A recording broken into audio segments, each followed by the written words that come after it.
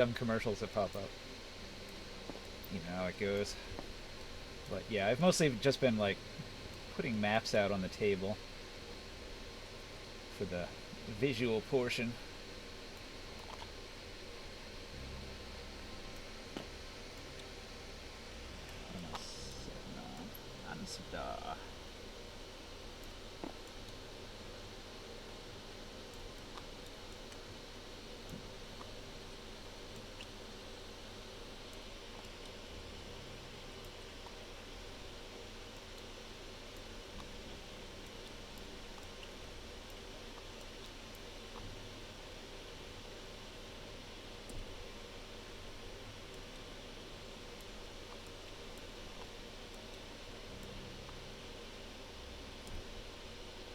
Mm.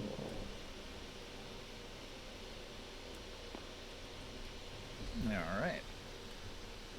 I've got all my maps ready.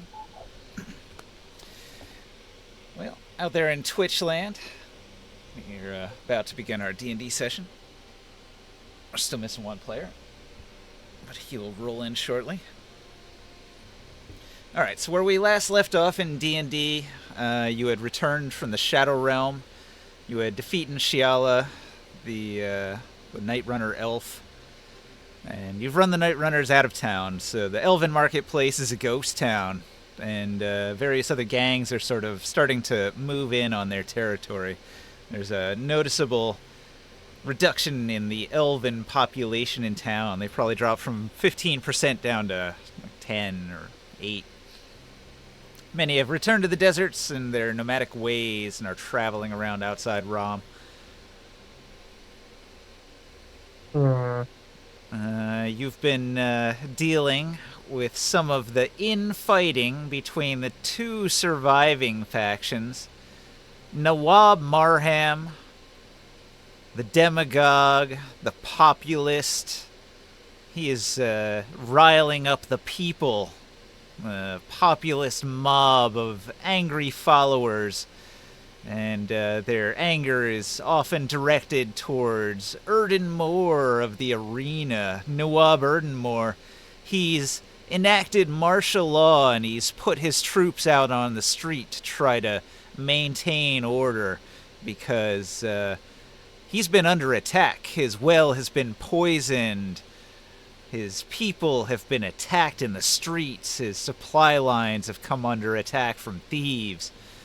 Everything has been going wrong, and Erdenmore's growing more and more angered and frustrated, and his moves are getting a little more aggressive. He says, "We're the gladiators. We have the martial prowess to bring law and order to these streets. And we have the backing of the Templars, so law is on our side. These criminals will face punishment." Now, Erdenmore can't really put any of that directly blamed on Marham. Nawab Marham is clean. Nobody thinks he's a bad guy doing bad things. All of his actions have been manipulations, very subtle. Instead of sending his own people to do attacks, he has people hire other lesser gangs. So it's like proxy war attacks that can never be directly traced back to him. But Erdenmore knows that Marham is the man. He is the one who is his true rival in the city, contesting against him for rule. Erdenmore thinks it should be him. Marham thinks that he, as the human, should be the ruler of Rom. Why would a dwarf be the ruler of a city? That makes no sense, he says. And most of the people agree.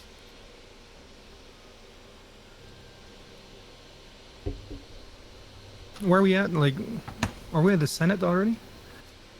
You are in the city of Rom. I don't have a specific location currently. I'm going to go to my notes, and I've got a bunch of things that are going to happen. Alright, so I don't know if everyone has read like the messages, the few messages that we've sent out. Yeah, I went over everything pretty carefully. Adjusted my notes. So, Well, we don't know about like what Sky, and it's kind of a little difficult to like depending on what Sky Will is capable of getting for information. That kind of limits us a bit. I've got a lot information that's going to come from his spies, his agents in town. All Okay. of them have information that they've gathered. That's one of the Well, things that I prepared. uh, let's say that we're still or just about to leave. We just revived the guy, and we were having our conversations and all these things. Um, I'll talk to you guys, and I'll say like I think that what we like I was saying in the text there, I believe that maybe what we want to do is keep this kind of on the low that we brought him back to life here, and when we confront the senators, we bring him as a surprise and see their reaction. I'd be very, very interested, especially that they ordered to have him killed and that the entire city right now, thinks that he's dead. It would be nice if we were capable of trying to see if we can like trigger a little bit of a surprise and see how they react while they're exposed to what happened, and then he can tell his story as well. So you want to catch him in public during a senatorial debate of some kind and bring evidence of some kind? Well, we need to bring. I think what we need to do is do a little bit of an investigation in the town. Like there has been a lot of things that have been happening. We Something. need Go ahead. we need Ace Detective something right to gather evidence against him and make a case. Yeah, and that's where I think that Oren and his troops of that he has hidden in the city, they might be able to bring us a little bit more information. But we have a couple things. We have the merchant has been attacked in all their stalls. We have the situation with the grains. We have the poisoning that have been happening. I wonder what I'd like to do is maybe try to go back to those bandits that got killed by the gladiators. Maybe I don't know. I might be able to get some information from them. That is an idea. Their bodies would but be we- in one of the nearby temples. But we need to gather. Like we have a city right now, and they're using all of these events to try to take the power. But we know that they are defensively in the wrong. We just don't have all the pieces to present.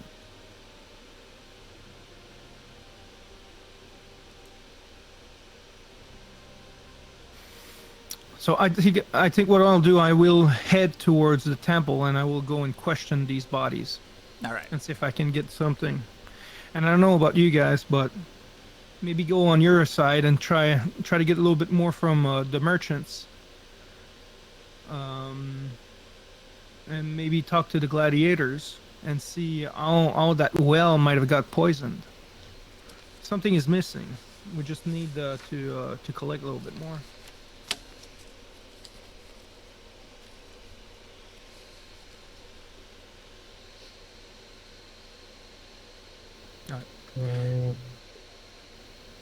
So I will head towards the temple.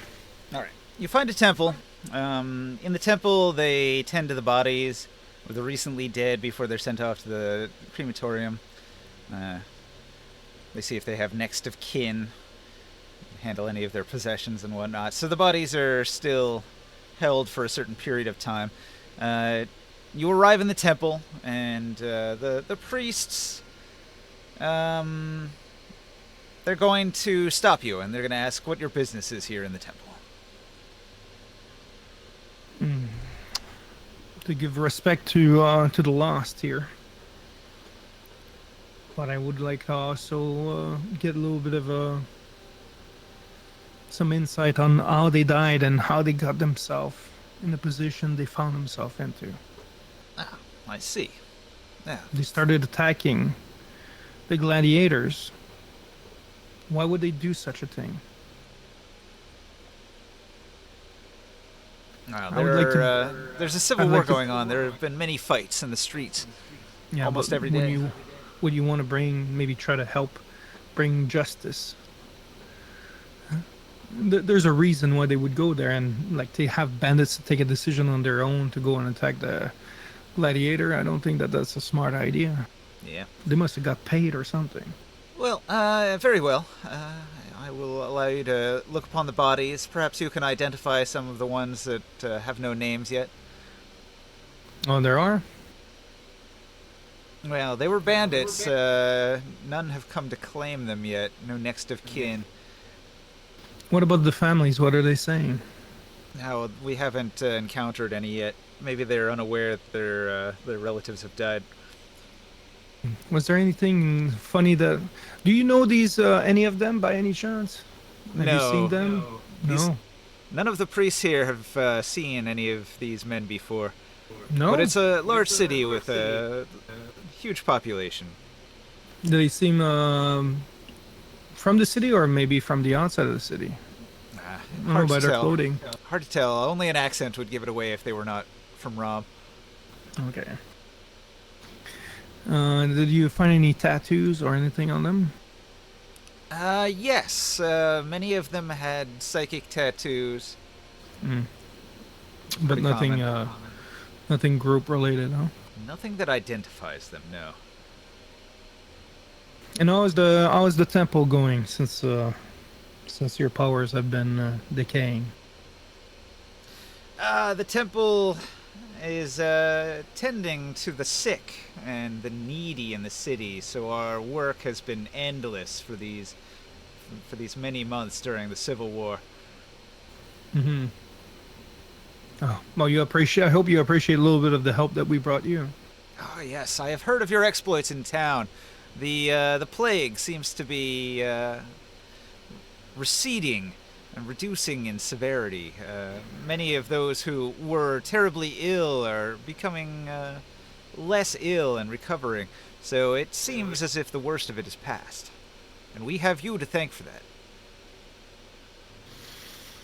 Oh, so I will let me like what they're probably like starting to smell a little rotten there.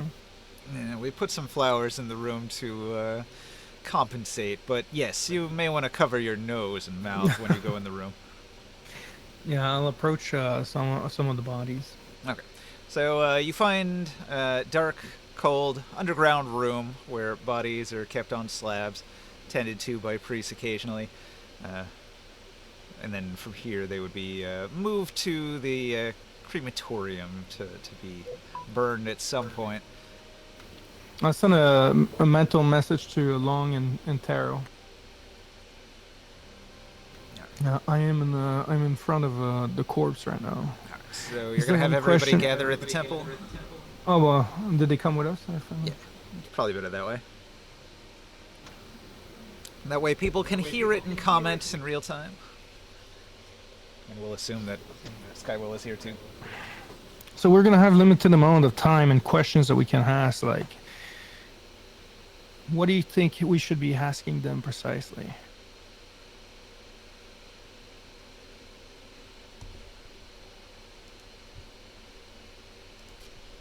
Ring sight.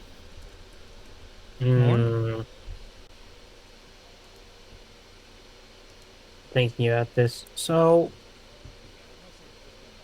what do we want to know is the primary question. Well, they had grains on them. Where did they get their grain would be nice to know. They probably don't know that, though. But who gave it to them? Or where did they provide it, where they got it from? At least there's a starting point there. What was their intent when they were going to the gladiators? Maybe that would be another good question.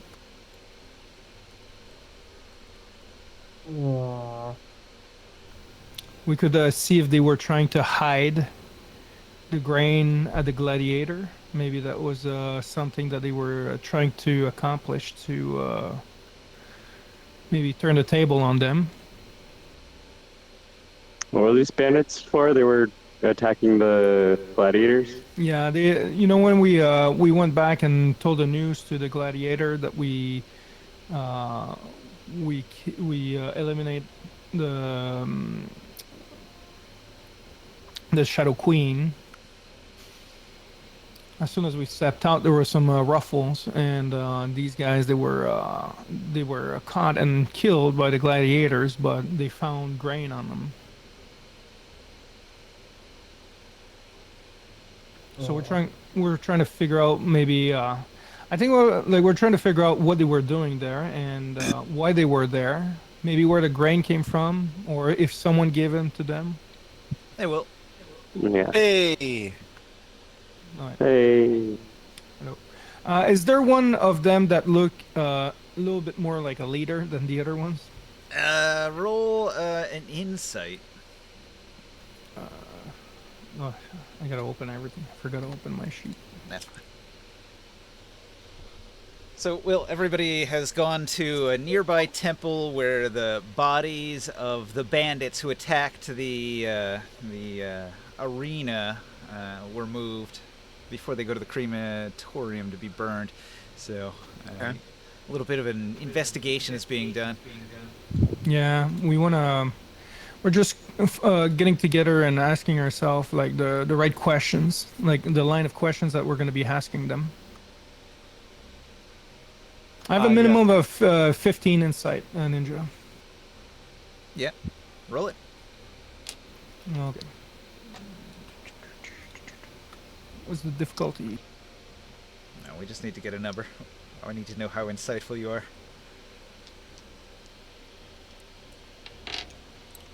Alright. Well, 15. 15. That's good enough. All right, you look at all of the bandits, and one of them looks just like his appearance, his face.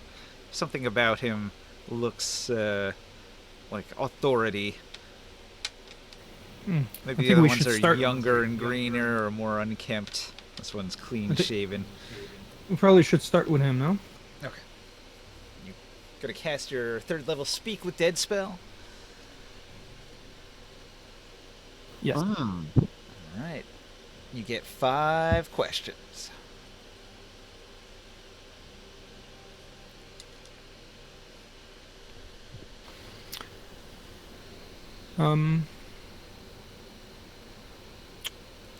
What were you intending at the arena? All right. The dead bandit sort of lurches up into a sitting position on the cold slab, and a raspy voice comes out of its dead mouth. So your question is, what was he doing at the arena? What was he intending to do at the arena? Intending. Intending, yeah. Yes.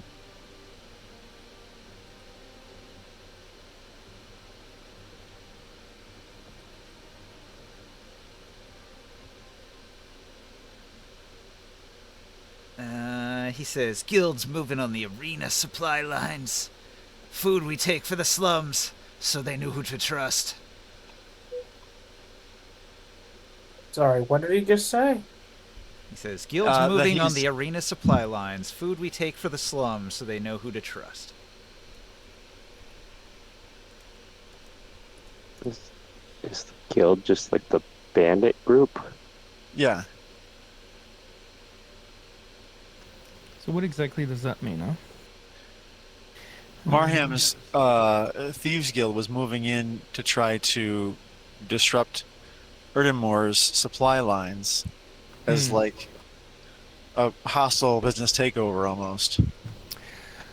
The grain that you were carrying, where did you take it from?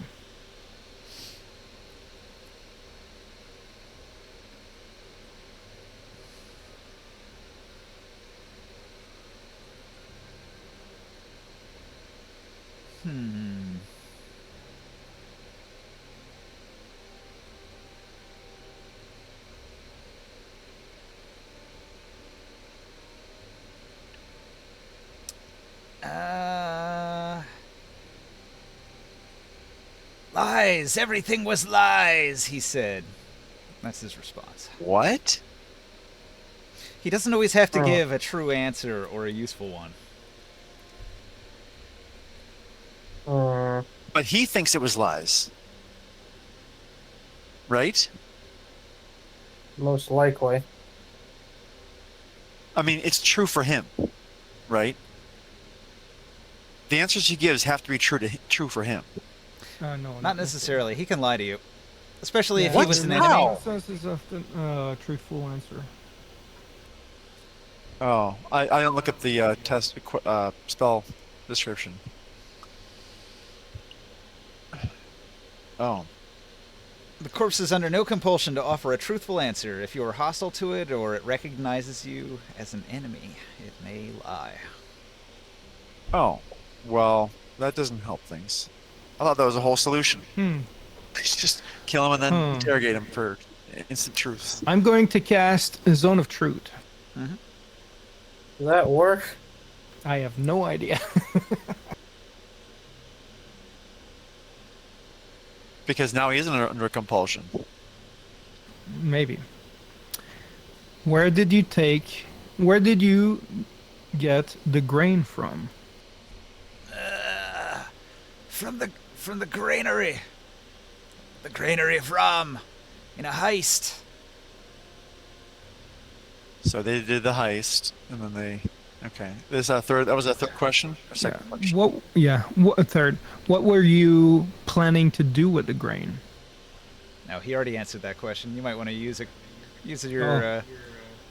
your question on something else. Well, because that was part of the poisoning. No. The poisoning was something else. The He said he was trying to bring the grain to their slums. To the Yeah. slums, so the people there know that who much to grain? trust. It's how they curry favor among the people with food that they've stolen. There was that much grain in this pouch. I thought it was like a paltry, like fist-sized pouch of grain. It must be a larger sack of grain. So the previous night, there was a massive grain heist, and the Thieves Guild stole a huge amount of grain. And this grain has been showing up all over town as sort of Right. like a black market payment for services. And so it's all like very hush-hush. But a lot of these bandits that were killed, they had grain on them. And it's showing up in the slums because they're distributing it and telling people like, Marham's your man. Erdenmore would take this food from you. They're hoarding food. That's one of the Right. rumors they were spreading, that Erdenmore was hoarding all the food in the arena. I get all that. I just got- had a different size in my head of how. I got a little question that I'm gonna ask Morg and Oren and Ringside through telepathy. Oh, It's okay. like what would be the right question to ask if we want to figure out who is the person that gives him his direct orders? Well, I would rather ask, with your zone of truth, where we can find Marham or the closest. Well, we can find Orders. Marham at the Senate. He's not a secret character. I thought he was. It was hard to find, but if we can. Okay, sorry. Go ahead. And he's just a bandit. Like, you probably might not actually know that. True. So maybe then your question is the way to go. Is who his direct supervisor was, Yeah. Who is your direct supervisor? and where can you find him? Well, and that's two questions. Where can I find your direct supervisor? Maybe, right? In a raspy, Whoa. undead voice, he says, I answered to the Red Veils. Always the Red Veils. We worked for Nawab Vera's coin. Whoa, I gotta write that down. Yeah, you want to write that down? The frick are the red veils? I'm about to find out.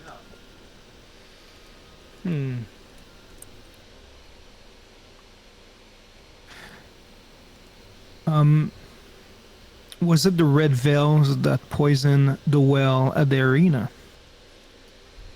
This is going to be your final question, right? Yeah. He begins to giggle, and he says, Down the well, down it goes, drip, drop. Your precious dwarves are finished.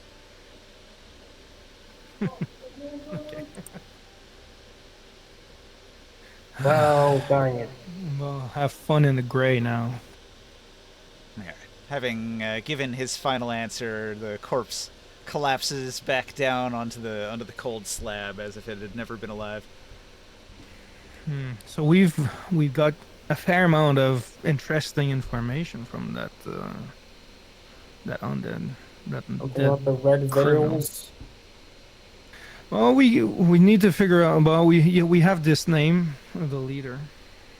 Who's the person he responds to? You got two pieces of information. You got an organization called the Red Veils, and you got the name drop of Senator Vera, or Nawab Vera, who is a politician you haven't had a chance to interact with or hear about yet. No. And we I stole that.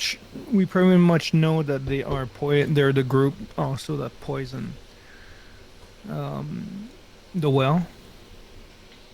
And they did the heist as well at the granary. And then they're using that stolen without having to pay for it. They're using it to influence. So if we can go at the bottom of who the Red Veil is, and maybe we can get more and find more information.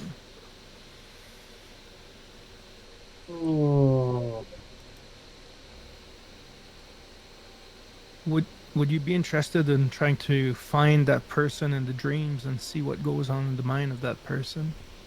Well, hang on. No influencing. We need to. I've got We need to information. understand. Yeah, we need information.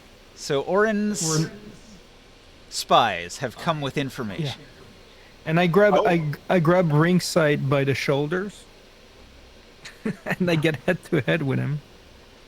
Not my shoulders. Yeah, we are done with trying to save them. Huh. Yes. They are criminals, and we got to take them down. All right, Will. So I wanted to redeem your Okay. gang with some useful information. So Thank you. the agents have embedded well. Suresh bought influence in 3 noble pleasure houses. Hadrick has already skimmed 2 minor merchant ledgers. The dwarves are running 3 smuggling routes through the Undercity. And Ethelyn has established quiet psychic listening posts near the Senate and the Yellow Monastery. Holy shit. So there are high-value rumors on Nawab Marham, and they go as follows. So Marham's beast shadow. Multiple sources, including 2 of Suresh's girls who serviced Yellow Monastery handlers, they say that Marham is never truly alone. A human scion named Dio Brando, who is a master of beasts and the master of the Yellow Monastery Scion School. He follows him like a second shadow. Dio supposedly controls a pack of Godj, the intelligent, brain-eating, thought-eating monsters that are often used in arena battles.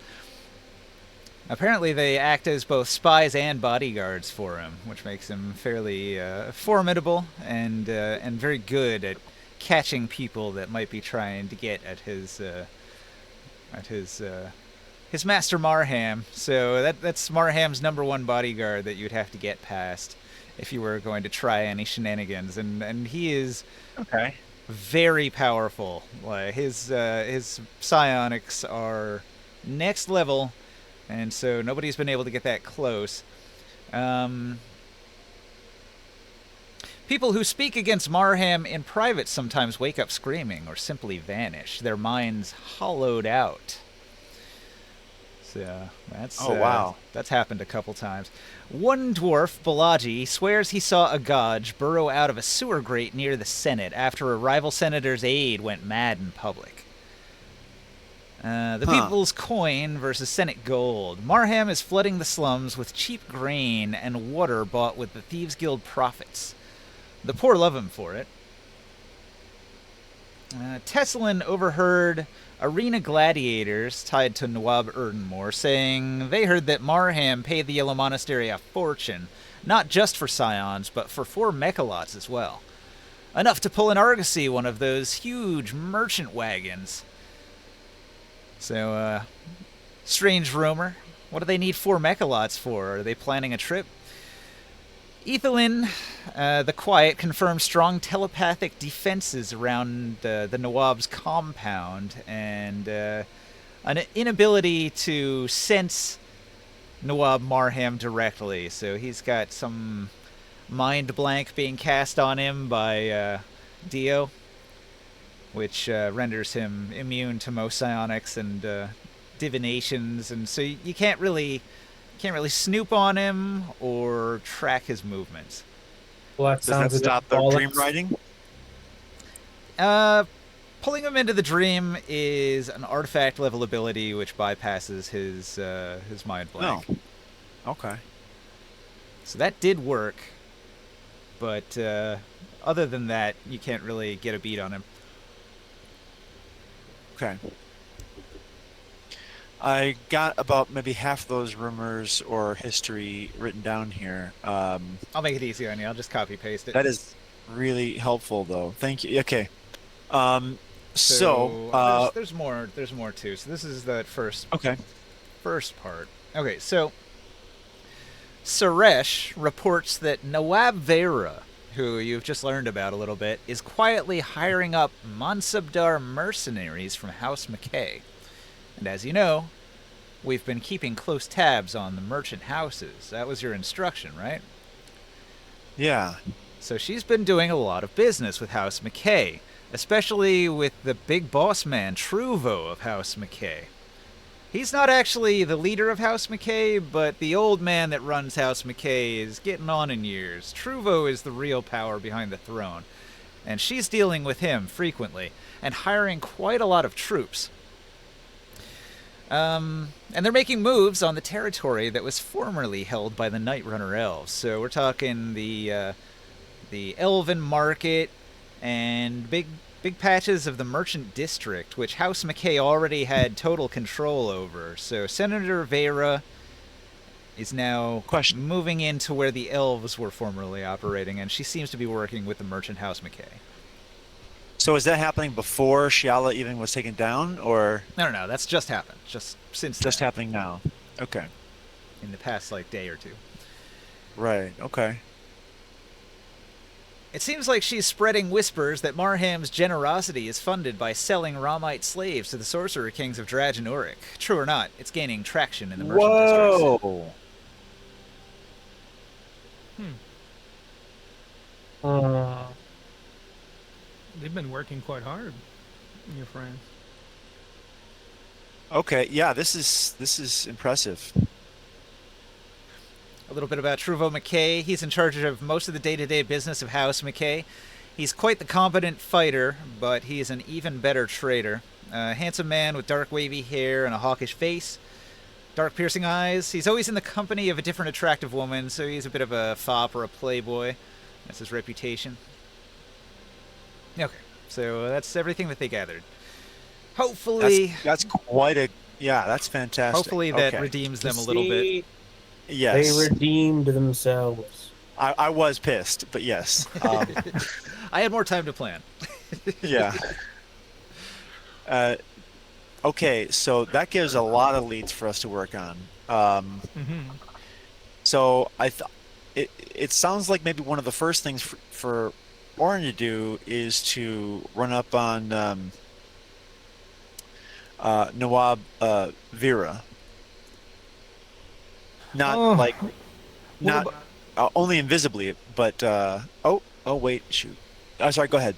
We can also have a ringside try to see if he can probe something out of his dreams. Yeah. That's the plan. I'd be interested for us. Like, it would be very good for us to find some of those bandits from the Red Veil. But what did they dissect these rumors? But what did he mean by drip, drip, drip? Well, he dripped the poison in. I would assume. I understand that, but what is their method of delivery? Did they just use a vial and dropped it in, or are they still poisoning the well somehow? Is that something we already know, Ninja? Figurative language. It was the implication. Read into it what you I want. kind of figured we had it. Yeah. Okay.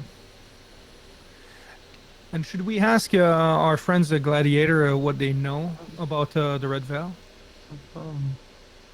Oh, I suppose so. Maybe Erdemore knows something, like he's already crossed swords with her at some point.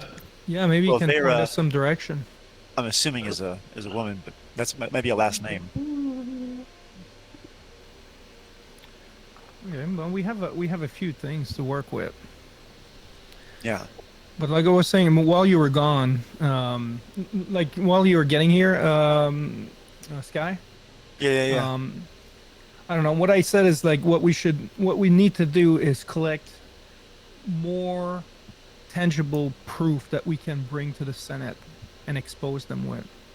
And I asked the guy that we brought back to life to stay hidden, and for us, well, first of for his own life, and actually maybe what we can do is have him go on the flying ship because it's a pretty safe spot. I'm talking about But when Nawab we're Volklax. yeah, like just to be up there, and then our shipmates will keep him safe. And when we get to the Senate with the proof and everything, we can bring him as a surprise to just look at their eyes and how they react to see that he's still alive. Okay, so that's your proof. You do have a surprise witness, and if you can keep him alive and bring him before the Senate, you can declare some sort of crime that Marham has done, and Volklax can back you up. Sounds like there's a hell of a lot of crimes, actually. Well, there are, but we still. He is the only proof that we have. The rest is hearsay from dead corpse. Who told I do you kind a of like dead the guy? idea of having the airship be our own little Alcatraz. My kids like talking about when we pick up the dog, it's like Sky Jail. So this is great. What we need to do now is collect more that Yeah. we can actually bring in front of the public and show them how much of a how they've been scamming everyone and using all this food and everything to influence them, while what they were doing is stealing from the food piles from everyone. So we already have. So this is almost, what is it? 2 crimes or 1? I don't know. We have the evidence of the sacks of grain that were stolen from the granary.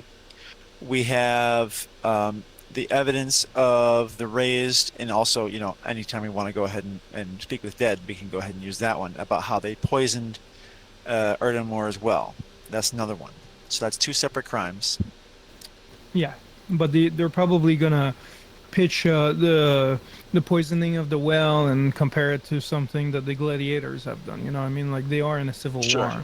Well, they could also just scapegoat House Vera or Nawab Vera. Mm-hmm. There's also all the vandalism of the shops that got attacked. Wasn't that something else that happened last week? Yes. So, but we don't know yet, but it's probably the same group that has done that. It sounds like from this business that we also need to pin some murders on Dio of senators, right? But that's kind of almost too late for me to go ahead and get any of that, like, because there's no direct contact. It's just a psionic. The gadgets are just going to go ahead and blow their brains out from afar. Maybe, I don't. Well, what we can do is try to find these red valves and extract more from them, or maybe catch them in red-handed. I think there were ledgers that could be of use, right? With names and monies. I think that might be a go-to goal for any. That sounds like an infiltration plan, right? Huh? Something that you could probably do. That's my hope right now. The ledger, one of them mostly talks about House McKay, which gives you some oversight about their assets. Like caravan sizes, the location of forts that they're in control of, and troop sizes. That's the sort of information you'd be able to pull out of that book. So I guess I have 2 more questions, and actually I'll do the second one first. So the other thing is to say, based on the testimony of the dead bandit, and the fact that it seems like, first of all, he's buying all these mechalots to try and become his own merchant house. Have we seen a lot of movement like that would be something that's kind of easy to see if mechalots were suddenly, going in and out of the city on an Argosy or for these merchant wagons, you know, that are they already, making use of that and becoming a merchant house of their own?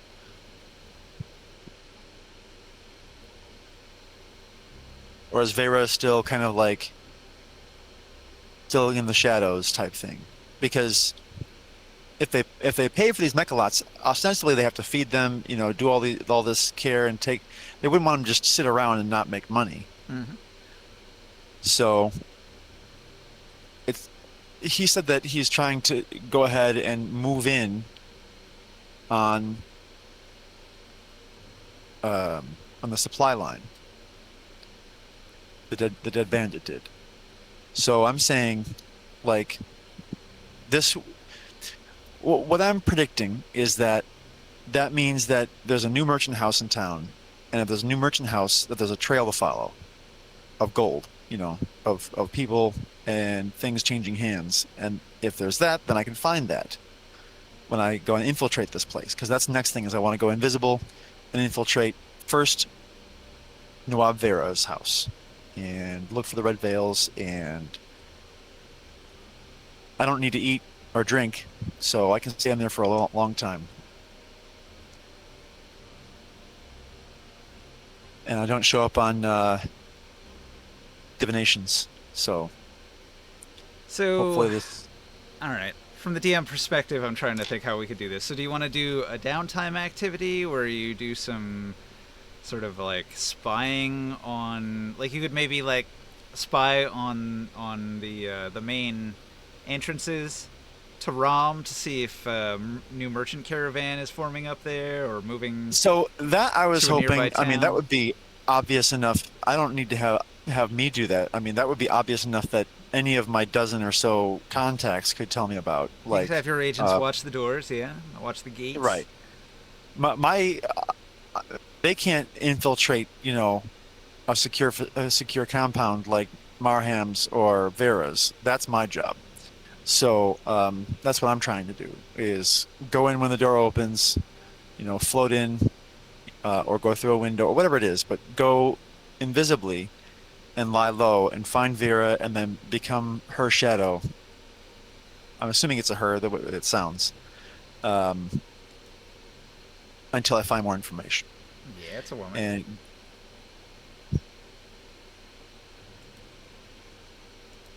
All right, we'd have to make a few rolls. okay. So I'm guessing I have to actually do better than minimum on this. Well, it's trying to go into a noble house, which is the highest difficulty on one of these kinds of checks. Right. All right, so DC 25. Oh boy.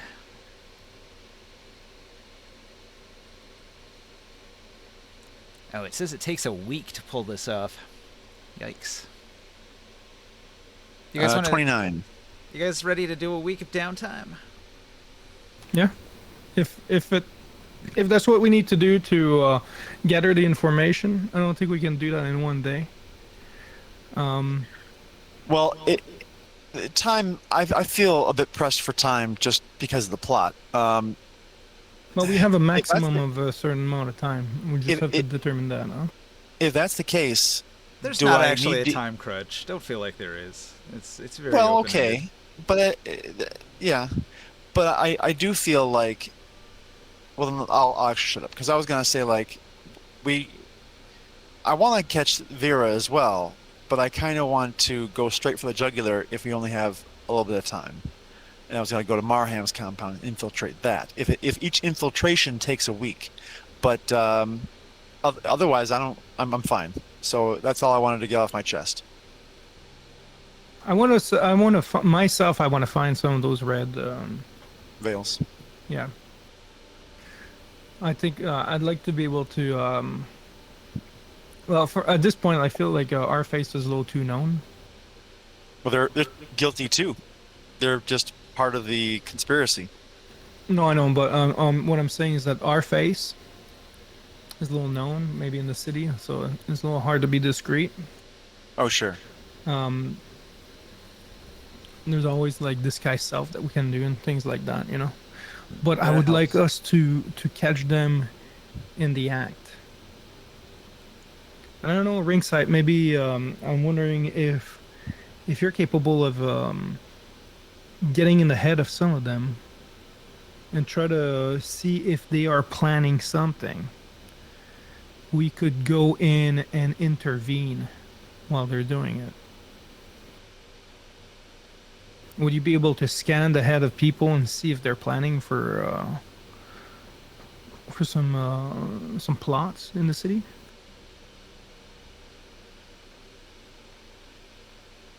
He had to step away for 10 minutes or so. He said. So he put that in text. The problem Somewhere. with that is most people don't dream about their plots and schemes. They'll like have random dreams about being like naked Oh, in yeah. second grade or Yeah.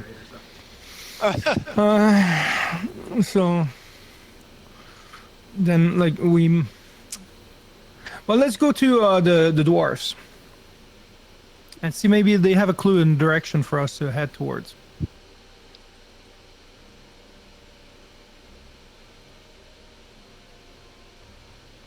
They might know something. They have to have some informants themselves that maybe they can point out the direction for the red veils.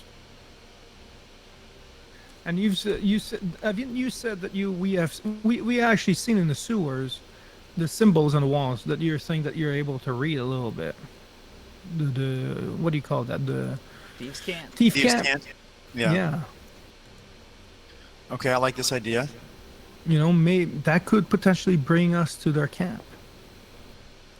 I was hoping that as well. But we've never explored that option. So, like, so I'm just gonna say yes. I want to do that, but of course we're doing the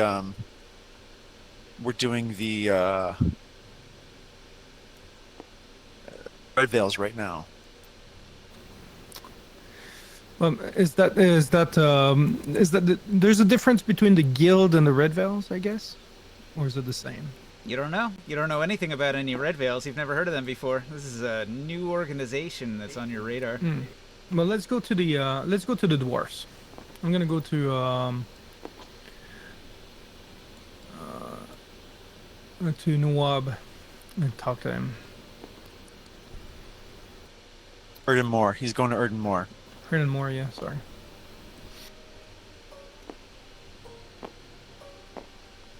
All right. So Now, by the way, so the Mansabdars that were being hired, so Erden Moor is not part of House McKay. Like he's his own freaking house, right? yeah, But he is like the main guy for all the mercenaries and Mansabdars for Ram. And so like he raises them up, he trains them, and then McKay hires them, but then they got hired from McKay by Vera. Am I getting that right? there are Mansabdars that are with every faction, so don't think that there's like one particular place that's making them. The arena is known for making the best fighters because they get the most experience. Fair enough. But the biggest army is actually held by House McKay, which is revealed in the ledgers that were stolen by your agents. So House McKay has something like 600 soldiers. They've got a huge army. Oh wow. And they're holding down the merchant district. Like that place is on lock. They make sure that business as usual does continue despite the Civil War. That's actually isn't that a bigger army than all of Tyr? You did have to raise several armies of 1 to 200 from different noble houses in Tyr for the war, but it did amount to like about that many. So just House McKay could give Tyr a run for its money in Rom. They wouldn't attack Tyr though. I mean, they're traitors. Not that they would, but I'm just saying, like, just how strong Rom is. Well, I mean, this is an army of level 3 caravan guards, right? So, I mean, they're not going to take a city, probably. Okay. I mean, if Tarask could not take the main gate of Tyr, I don't think a bunch of Mansabdars are going to pull it off.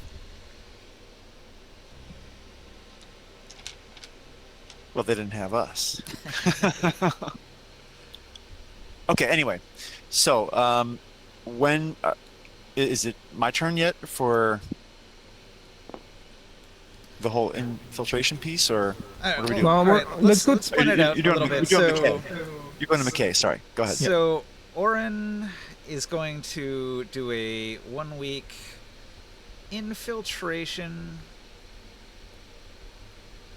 of Noble House Vera. During that week, what I'm going to do, I'm going to assist the clerics with the healing on the people in the poor areas. But what I'm going to do is I'm going to ask the people what they might have heard of, where they get their food, like who are the people that brings them the food. I try to collect information about, how they distribute it, and then start collecting kind of faces that could be related to the Red Veils.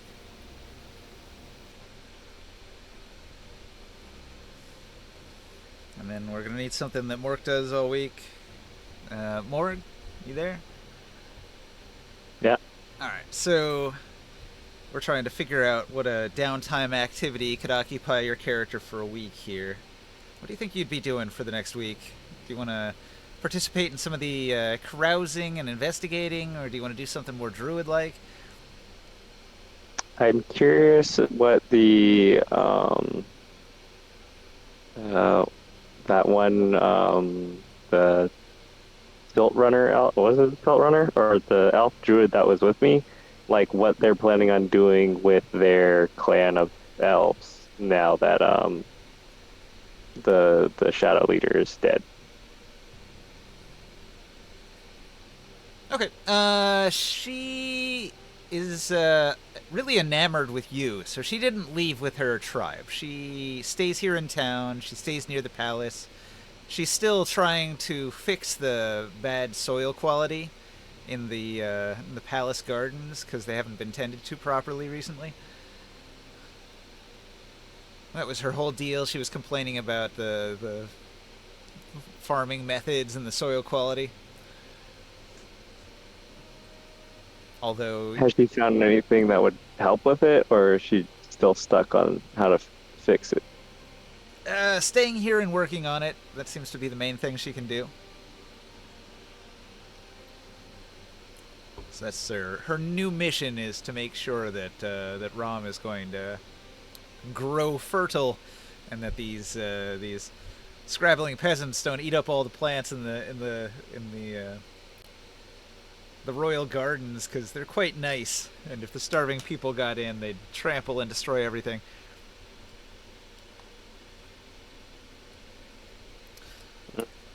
I would help her tend to the gardens for a while, and then I'd also try to split my time and help with investigating anything else the party's doing with regarding what's his name, Marham. Marham.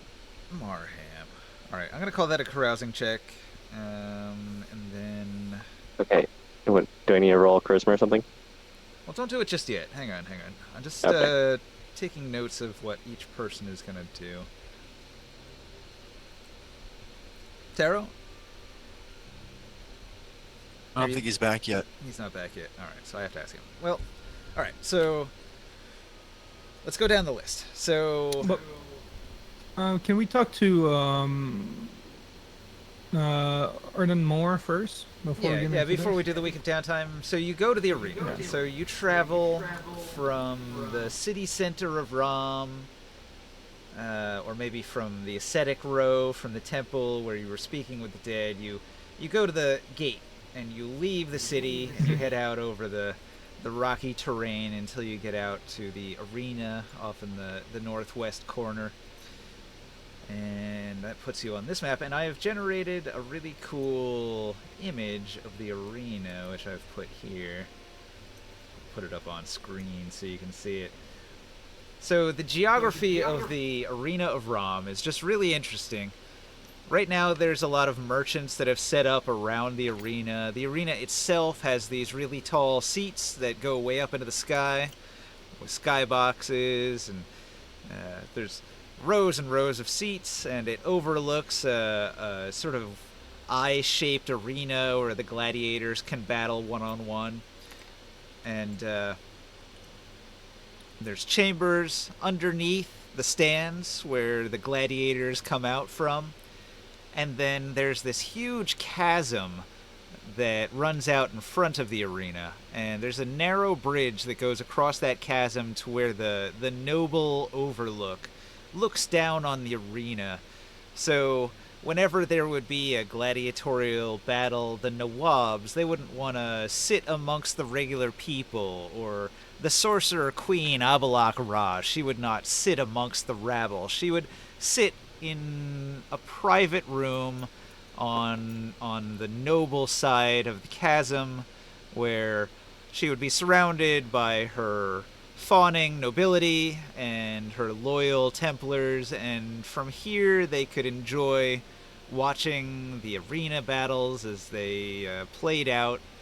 And they also have a whole network of tunnels and interconnecting chambers that run through the mountain, enabling the royals and the Nawabs to get here without even taking the main road. So they have secret underground methods for traveling to and from the city of Rom. So they don't have to worry about bandits on the road like the gladiators. Their supply lines have been struck multiple times, but that is not a problem for the rich. They have their secret tunnels, and they go to that chamber. And if you look, I have this map here, and this is that noble area cut into the rock. And you can see when you go under the arches, there's a large open area that's got a bunch of different rooms and lots of furniture.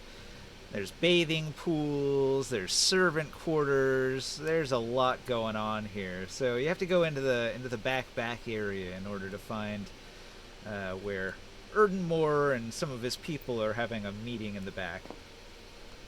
The dwarves will tell you that he's back there, and you're an ally, so he'll let you through, but he says they're having a bit of a meeting, so maybe don't barge directly in.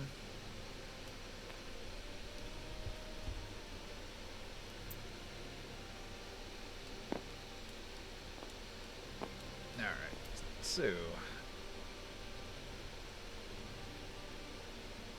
what do you do?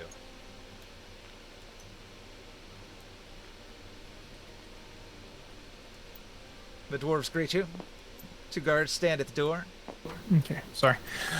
Oh, we are here to see your master. We have some reports to make and some questions to ask. Could you let him know that we're here? One of the dwarf guards goes inside. A moment later, he returns, and he nods his head and opens the door for you, so you can step inside of the meeting room. This room is very small for a big man like you.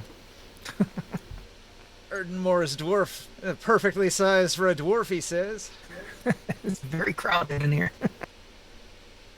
Everybody's actually, like, sized up. Like, if you actually... Like, these are actually, like, 10-foot squares. Yeah, I know. It's just everything gets real tiny when I shrink it that much. So we collected are your gladiators doing? Are they getting better from the poisoning attempts? Oh, hang on. So you step into the room. Let me describe it. So you find yourself in a cozy room, fit for a dwarf, with a low meeting table and a bunch of cushions spread around the room. There were 3 people in the room when you stepped inside. You already know, of course, Nawab Erdenmore, patron from the arena, and one of his famous gladiators, Red Rena, nursing her wounds from her expedition into the shadow. Theocles is not here. He's off doing battle. He doesn't want to hang out here when there's all sorts of conflict in the city. Oh, the Templar. And Kazakh Olram, the High Templar, is here. Kazakh. Interesting to see you here. He nods. He says, I have been speaking with Erdenmore. We have pressing business. The town, it is in chaos, and a firm hand must take control. I have been speaking with Erdenmore of crowning him king. We must officiate it and make it the true doctrine of the state so that it is uncontested to end these battles. But you guys, you understand that you're facing a lot of pressure at the Senate. That that your opponent in the town is putting a lot of pressure into convincing all the population that they should be the leaders. You can try to take things by force, but all it's going to do is more killing and more disarray. We need a better plan, I think. And we are working on something right now. We've been collecting some information and are just wondering if maybe you can help us. Okay. You've got questions. Maybe I have answers, says Erdenmore. Well, first off, how are your gladiators doing after the poisoning events? We gladiators are a hardy lot, especially the dwarves. Most of my dwarves, after a night of shitting their guts out, they've mostly recovered. Some of the humans are not as tough, but they'll get back on their feet in a day or three. Can I be here for this? Or Yeah, am you're I... with me. Yeah, Okay. yeah, you're here. I don't know how much I can speak into the land of politics, but I do know some identity with the plight of the common man. And I have to say, when I first came to Ram, Nawab Marham seemed to be convincing. Like, he had me convinced that he would be the better choice over you in providing a better life for Ramites. That's what I think we're going to do our best to point out all the underhanded crime and attacks that Nawab Marham has been doing that hurt not just you, and not just even your Mansabdars and the gladiators, but by extension, all of the prosperity of Ram from their shenanigans, right? But here's what I'm saying. I feel like it would very much help if there was more to the story that you can provide besides just Yes. security and prosperity for Ramites. What Marham is saying that you're hoarding all the grain and I don't know if there's any truth to that because of maybe that's what needs to be done to keep order and save for the future, because we can't just give everyone what they want when they want it. I get that. But is there something that you can do, something that you can provide for the average person living in Ram to understand that, yes, economically, helping his plight, his life, you are helping? Can you even speak to the people? Say something. Ah, yes. We could throw a great game and invite the city, and all of them can celebrate. You're not There's- getting it. No. Directing an arena is one thing. Directing a city is a different thing. Kazakh Olram steps in and says, I would be there to help. I have so much experience in the administration of the state. My tenure as the High Templar of Ram has given me quite a lot of insight as to how to run this city. And although I am throwing my support behind Erdenmore, you can rest assured that I know how to make things operate smoothly here. Would you be able to make sure that the food is distributed, that people stay safe, that when they're sick, they're being healed. Indeed, we will redouble our efforts to protect the granaries of Ram, and we will also seek outside the city, attempting to bring in new trade from afar. That's starting to solve the issue. Yeah. But that needs to be communicated with the city. Right now, the senators and your opponents right now, they are winning on that side. But they're using the world of crime to put all of the bad things on you right now. And what we're trying to figure out is how they're doing it, where they're going to be hitting next, how we can try to stop these things. We want to be able to bring to the city, to the Senate, enough of proof to show that they are only there to abuse people, that they have been there causing all the issues in the city, that they don't have the good intent of the town.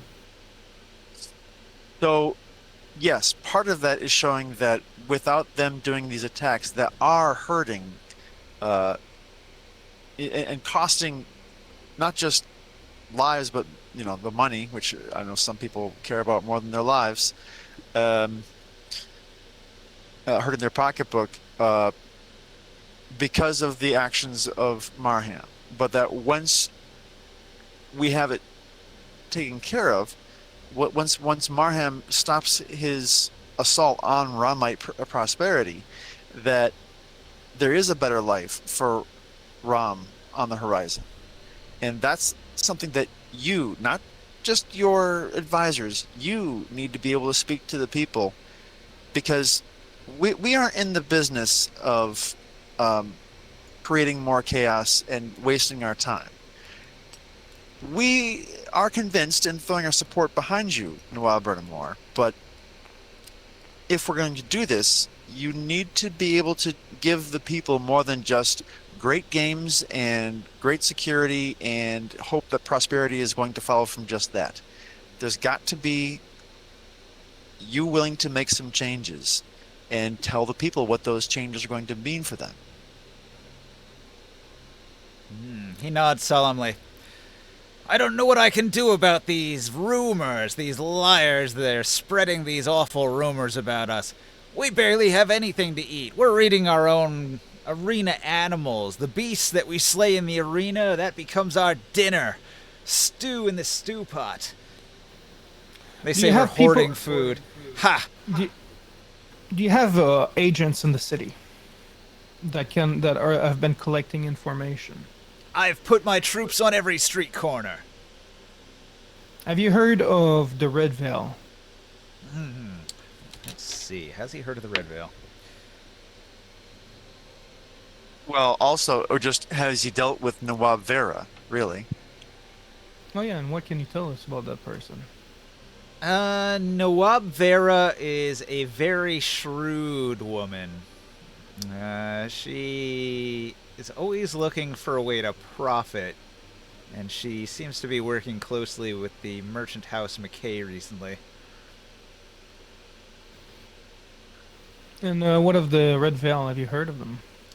I think I've heard the name before. Red Veil. It could be one of any number of a dozen smaller gangs. What were they involved with? Some low-level thievery of some kind. A gang of pickpockets, perhaps? It's said that the Red Veils are the leaders of a gang of pickpockets and thieves. Very secretive folks that don't reveal their faces. Well, we believe that lately a lot of the coups, a lot of the stealing, potentially the poisoning of your wells, Was orchestrated by them. Yeah, and the disruption in the grain is being done by them in coalition with the guild. Why would Senator Vera be making moves against me? Very possible. Well, we were hoping that you could tell us some reason for why that is. Now, don't change anything you do just yet. No. Don't give away that you have this information. But if you can point us a good direction, We would like to be able to catch them red-handed and stop them or get more information on them. A tricky situation. I don't have a good head for politics, I'm afraid. I know business and I know the arena, but all of these subtle and underhanded moves are catching me off guard. Oh, you need somebody that you can trust that can do this kind of work for you. That's what I would recommend. Because you're always going to be dealing with this kind of situation in the future. Like, Well, even if you're the let's leader. ask his Secretary of State. What was his name again? What was his name? Kasich? Kazik, Kazik. he's Yeah. the leader of the Templars. He is the High Templar. He carries the shield that still has Abalakara's stern face. Oh yeah, that's right. That's right. And he traveled with us, didn't he? No, he sent some of his men with us. Oh, that's what that was. Okay. Yeah. Never mind. I don't want to talk now. Well, he might know something. And what About Vera? I mean, shoot. Yes. Yeah. Kazik? What of you, Kazik? The Red Veil. Do you have any men on the ground or spies or anyone? Nah, my Templars have imagine the never been able Templars- to find the Red Veil. Elusive bastards. Oh wow. Okay. But how about this? Do your Templars serve in the district around Nawab Vera's estates, holdings, No. and they have nothing to say about things that happen down there? As far as I know, Nawab Vera is completely above board. A regular senator of Ram. Well, I did also want to ask this now that I have, I know who I'm speaking with again. Kazik, what if this rumor about the senator being killed and a Gadge crawling out of the sewer? We have some. I have some contacts that suggests that the foul play was at work, and you have anything to know about when this happened, why this happened? I mean, It's the first I've heard of it. A Gadge emerging from the sewers? What an unusual thing. Are you sure they weren't on drugs of some kind? huh. No, absolutely could be possible. I say with almost a smirk as I turn. How would a Uh, Gadge even get into the city without being noticed? Hold on, sidebar. Are gadgets big? Is there, Oh yeah. They're like the size of a horse. What the? does this arena use fighting monsters similar to Tier? They have a bunch of caged up monsters. Yeah, he was saying that the gladiators of the arena have basically been sustaining themselves eating all of the monsters that they fight and kill in the arena. Now that's a story that needs to go to the people because they're under the impression that you're living high in your little ivory tower here. Well, with a guffaw, he says, well, we do eat a lot of meat, which might not be easily accessible to them, but we have to kill it. It's not so easy to Yeah. kill some of the beasties we slay. I don't know how that message will play out with the people. Yeah. I'm not sure if that's the best message to send for the politics. The Look, peasants what that I do need think- grain are not going to be happy with the idea that they are going to need to fight monsters to eat. Yeah. Well,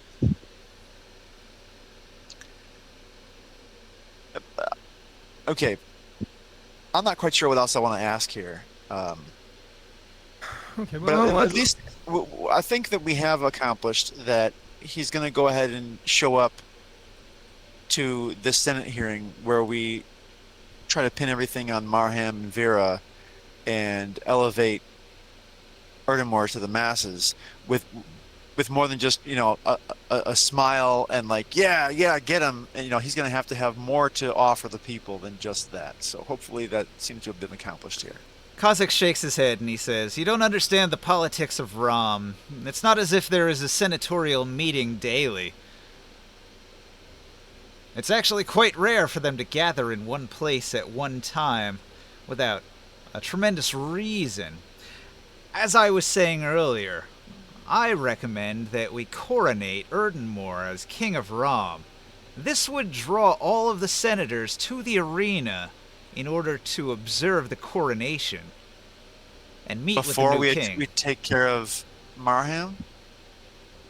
Once Marham sees that Erdenmore is king, he will have to kneel. This seems a bit like putting the cart before the horse, sir. But it would draw them all out into the open. If not this plan, you may have to wait up to a month for the next senatorial meeting.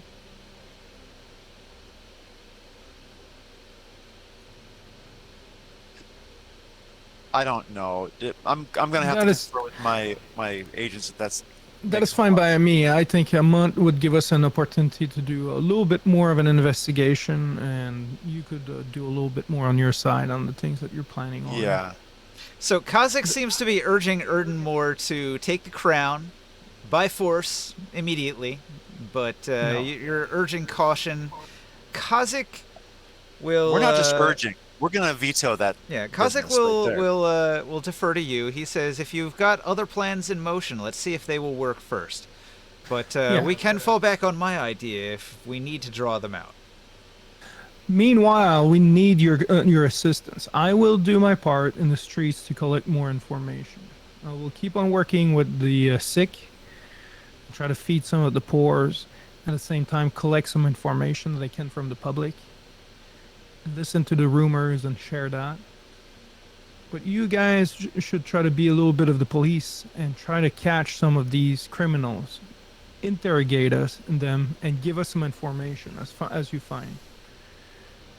And we have other Now, we've ways. given you a pretty strong tip there in terms of Nawab Vera Yeah, for your Templars to maybe give a bit more attention to in that district. you know, try to figure out where they're getting their grain from and why they, you know, you have to keep an eye on that because they will keep on using that as their advantage. Yeah, all food storage needs to be given extra focus. Pull it And from other proper- places if you need to. Proper But- protection. Yeah. Proper protection. They pulled off a And the daring shops. heist that was very difficult, but they managed it. Yeah, well, we need to increase the protection because they might try that again. The bandits that you remember a few days ago, the bandits that was attacking your gladiators in front of the arena, they were from the Red Veil, and I was able to collect from them that Right. information. Not that they might attack the granary again. Well they done. will. But they probably won't attack for what? What do you think, Grimorn? Another week? 2? How much I grain do have no you idea. think they have left? Well, actually, we'd have to I don't know. reference with the granary master to see how No. much was taken. And also, And you've the heard rate of at that which he's- senator, the senator that got killed? Huh? He might He not didn't be even the know. last one to be killed. Oh, you brought him Oh, back, though. true. That Well, means that. They don't know that. They don't know that. anymore. But that Okay. means that the senators need to be given. Okay, so Yeah. you're being pulled in a lot of different directions here. I know that must be hard, but I don't know. Maybe Erdenmore, you can help. You know, shore up some of Kazakh's protection here on maybe some of the senators or. I guess the people who are going to need the most protection are senators that we know Marham is not going to be happy with. Those that already support Erdenmore, or anyone who might be on the fence, are the ones that are going to need the most protection. Indeed. So, All right. what do we need to Uh, make that happen from Erdenmore's perspective? Some coin or what? No. He's are you- already got his troops out doing everything they can. Like he is going Well, to. Kazakh does. The Templars are already stretched. I'm sure to doing whatever they can. But Kazakh doesn't have a who's- lot of Templars, and so he's working with Erdenmore, and their forces combined are doing everything they can right now. Like martial Well, then, law okay. has been declared, and they're going to try their absolute best. But Nawab Erdenmore is in a really good mood from all this information that you've brought him. This is really useful to his side of the Civil War. And he and Red Rena, they're both in a good mood, and they're going to call for servants to bring drink, and so some servants are going to come in and bring drinks for everybody, refreshments, and fruits, and Erdenmore says this calls for a celebration. This information is possibly going to turn the tide of this war. And I couldn't have done it without you. It was fortuitous that you came to Rom when you did. And the future looks bright when we take this city under our protective wing and lead it into a new era. It's going to be a whole new situation for Rom. It's not going to be like when Abalak Ra ran this place with fear and tyranny. Nah, it's going to be like Tyr, a city for the people. All right. I do detect poison over the drinks. Oh, do you? Yeah. I know I'm using the Night Runner elf figurines, but these are just servant women, so... No, it's the way they... That was good. That was good. The energy and all this. I'm like... it was an available figurine. No, but the words he was using, this almost sounds too good to be true. Yeah, it's like, oh, my spider sense is tingling. Okay. The red wedding situation. Detected. No poison detected. Okay. Alright, so everybody has a drink. Red Rena, Erdenmore, Kazakh, they all tilt back a drink in celebration. The serving women will go back to their room over here. Well, we will see you in approximately a week or two. Please don't try any coup. I think this is just going to bring more chaos to the city. Yeah, don't do anything extra. Additionally, I don't know if you have any more shipments coming in of food or beasts to slay or what, but you may need to almost have a martial law for your own people, you know, locking things down and making sure nobody gets in or out that isn't part of your planned, you know, crew. But to Kazakh, yes, if you were to go ahead and decide to do the coup now, that would endanger our support for you as leaders of Rom. Do not do that yet. We want to make sure we do this right, and you will have our. You know you have a lot of support from us already. We've shown that to you tonight. All right, Don't so squander that. Erdenmore seems overjoyed. It's infectious, and Rena is happy as well. Kazakh does not seem best pleased by his plan not being supported, but he will support whatever your next move is. So he tilts back his drink as well and says, "To our success." Aye. I sent you guys a message, like the three of you guys. I was like, do you think at some point we should bring up what we kind of discovered not so long ago about the priests and the sacrifice they were doing? Oh yeah. Maybe not now, but Maybe that's an issue we need to take care of after the coronation. I don't know if that's too much to focus on now, but Well, we should keep an eye open on that and see if there's anything that comes out of that. That's true. During this week, I will have. Where is it? My people. Ithelin the Quiet will probably be maybe best suited to kind of verify some of those rumors.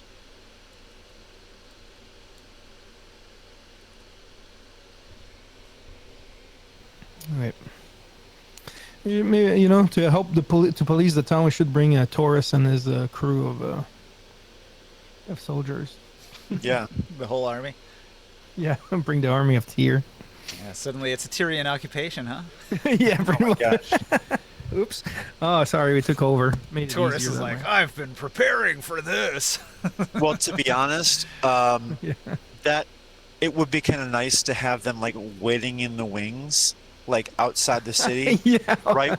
No, but seriously, when the coronation's about to start, and then like when inevitably Marham goes for broke and goes for the crown and pulls out all the stops on every sleeper cell he's got, we can run it because they're already taxed to the limit, you know, all the Templars and Erdemore's people. So having, you know, the cavalry waiting in the wings would probably be a great, and we're at least a month out if we're planning to wait till the next Senate hearing. So that would be actually enough time for him to go ahead and mobilize. That's a brilliant idea, I think. All right. Yeah, why not? Well, on a daily basis, I'm going to teleport some in. All right. Oh wow, like that. Not going to march across the desert. Well, you can only Oh, bring we a have few the at a other time, ship. but it's We possible. do have the other. We do have the other ship. In the tier. And they could fly here too. I don't know how many you can bring, but you can bring some of the best maybe.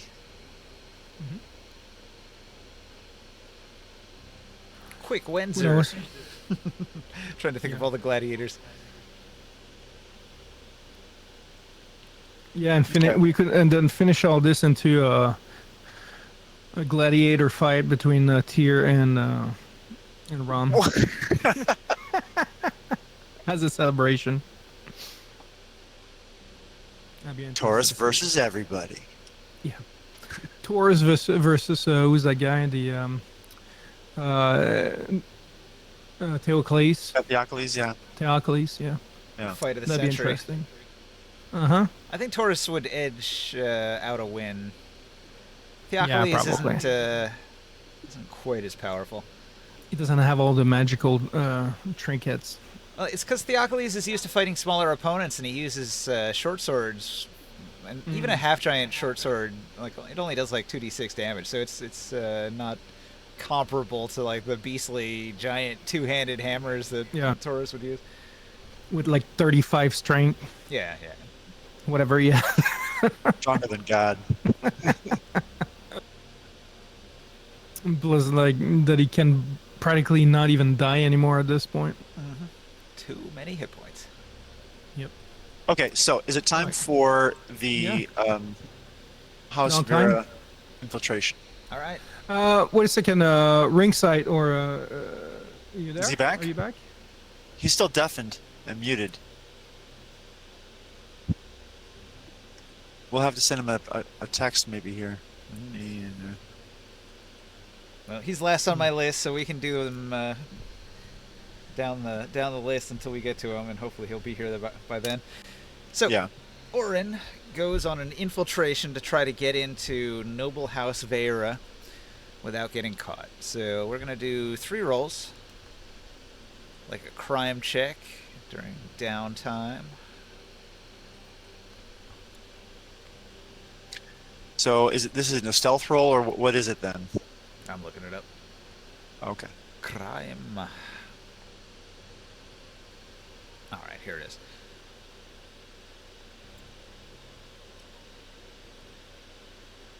You make 3 checks: dexterity, stealth, dexterity using thieves' tools, and your choice of intelligence investigation, wisdom perception, or charisma deception for the 3rd and final roll. So first, let's get that stealth check for infiltrating House Vera. Rolling now? I assume that you're going And to no be advantage invisible per as roll? well. Yeah, does invisibility give me a advantage on it? I don't know. 35 is the roll with just one. I don't know if I get advantage, but 35 is the stealth roll. It does something. Like, you're not spotted, and you're sneaky. So even Alright. without the invisibility piece, there's 35. But it Next does up help. was thieves' tools. Yes. So there's going to be a bunch of locks that you're going to have to bypass. So this will be sort of an average of your rolls to see if you were able to get past all the locks. And all Well, the this one I windows. definitely do, because of the special lock picks. I already get advantage for that one. Okay. So that's a 31. Okay, 30. Now for my least strong roll, you said investigation. You get 3 options, right? So, I'll take the investigation one. yeah, intelligence investigation instead of wisdom perception or charisma deception. So you're not going to deceive, you're 28. just going to look around. Hey, 28 28. is still a success. You beat it by 3 points because it was a DC 25. Okay, I was about ready to blow a dice on it if not. All right. So, during your week of downtime, you stake out the compound. You figure out the patterns of all of the guards. You figure out where all the entrances are. You figure out what doors have the best locks and where the traps are. And maybe on day 2, you get inside the building and you start mapping out the layout and you discover where all the rooms are. And maybe Vera isn't even there on that day, but you sort of get an idea about the routines of the servants moving around the building, cleaning, cooking, guards doing their routine. You figure out where the barracks of her troops are. I become her shadow. She isn't there initially because she's a busy woman and she's been doing a lot of business with House McKay and she's been traveling, but several days into your investigation, she does return to the mansion, and at that point she's going to go into a private office that she has that you've previously broken into, and you're invisible and you're sneaking, so if you want you can follow her into her private study and do your investigation there. You'll see that she's got a bunch of paperwork and she's doing a lot of writing, and That's helpful. you are able to sort of look over her shoulder and take note of what she's writing down if you'd like. I would like to do that. If it would compromise me, I can always wait till later.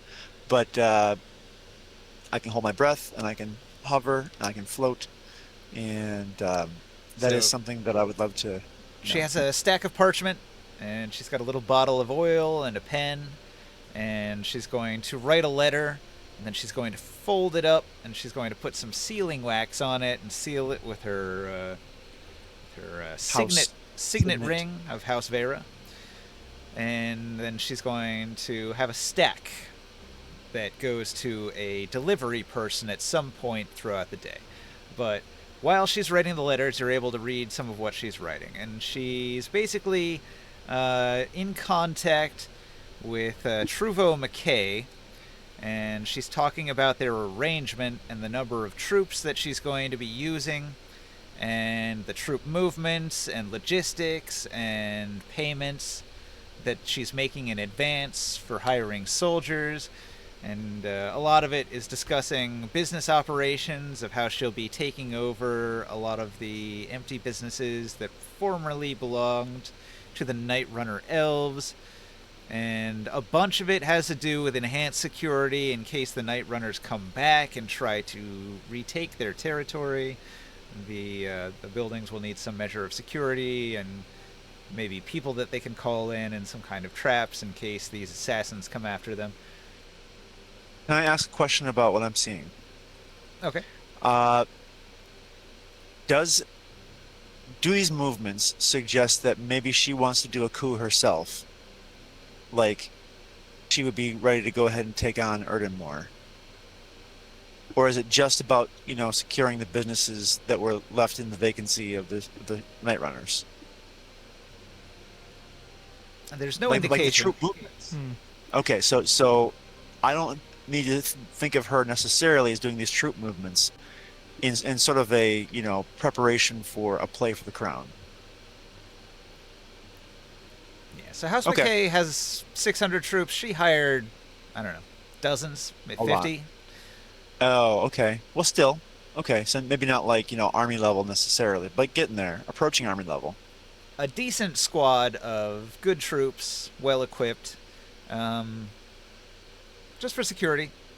She wants to own that piece of land and all the business that's passing through it, and she seems to be making moves against any rivals. It seems like Erdenmore, he does a lot of business in and around the arena, and so maybe the strikes on the supply lines hurt his business and drive business towards her.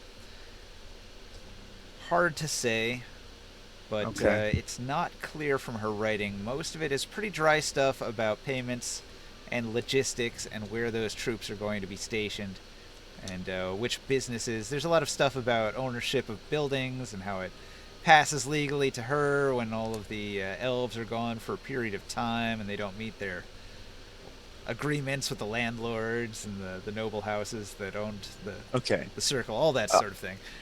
I'll be watching for lots of different letters. I won't just make a day out of this. This is a full week, so I'll be watching for a week, and it sounds like from what you're saying here that this scene's going to repeat, where it's still just like, we're just trying to go ahead and take up those businesses. Like maybe you're almost making it seem like the poisoning by the Red Veils was a one-off thing. And by the way, nothing from the Red Veils. She never deals with anybody of the Red Veils, and no red handkerchiefs over the face or anything. No red bandanas. It coming up doesn't to seem her. like she has day-to-day interactions with them. It may have been a one-time thing that she paid them in order to do a job. But that also is unclear. You just don't see any of them around. Or if they're there, they look like servants and they're not wearing a red veil. But you wouldn't be able to tell unless they put one on. Okay. And so far, looking through people, I could pickpocket a couple of people and just never really find that kind of thing. If that's the limit of my information gathering for this week, So I'm what you gonna- learn with your investigation is that Vera seems to be a very cutthroat business person that is making big moves, but none of it seems to equate to a attempted takeover. and it's not direct movement with Marham either. And she doesn't seem to Like, have any direct interaction with Marham in any of her writings. Yeah. It sounds though that she's using that opportunity to try to take a place, that spot that we opened when we got rid of the shadow. Right. But there has to be a connection of some sort. Like it's very coordinated with the same thing that they were doing at the guild. I mean, okay. The last thing that I would really like to get from this whole venture would be any kind of evidence. Maybe not ledgers, but or even just people. Just anybody who, I can't find anybody who's a Red Veil in her, compound or around it, or anybody she talks to. Like, I get nothing on that, right? Nah. This whole time. That's a little frustrating, but it does kind of make her not someone we have to take down when it comes time for us to go after Marham. Which is nice, because she's kind of well healed and supported militarily.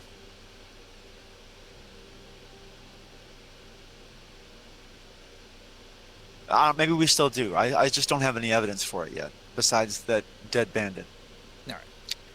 So that's my turn, right? So that was your week. That was your downtime. You learned a lot about Vera. She doesn't seem like that much of an immediate threat, but she is making moves. All right, Grimorn, I actually want to get 2 rolls from you. First, it's we'll call Perception. it a religious service roll. So roll me a religious service check. Okay. Religious roll.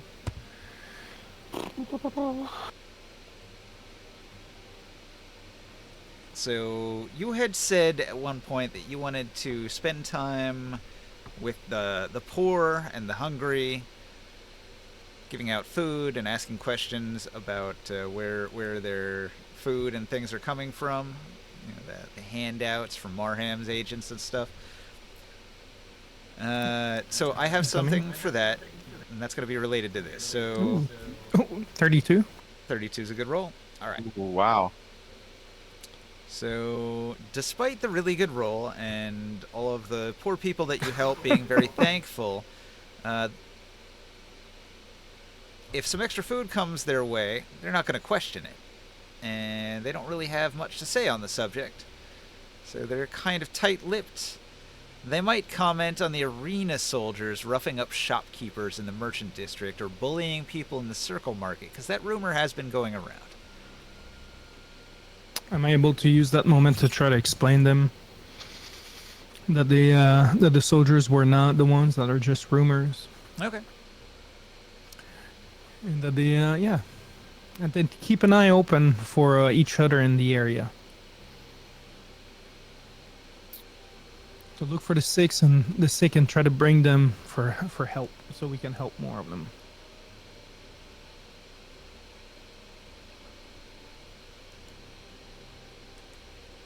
You need another roll, you said?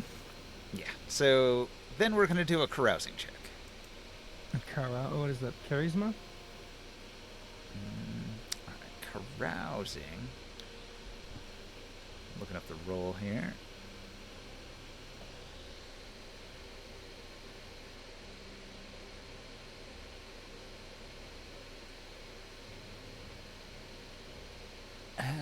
All right, so you have to spend 1 silver. Okay.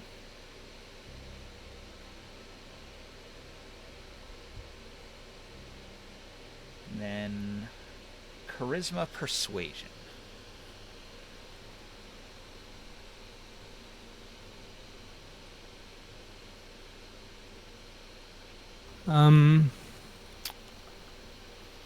If I pay more, can I get something else? No. No bonus? Okay. No bonus. I tried. Oh, fuck. It was on a 14. 14. Okay. I almost got a 20. Fuck.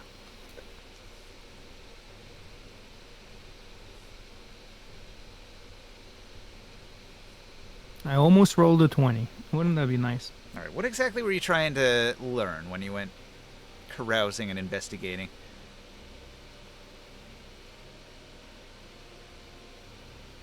Hmm.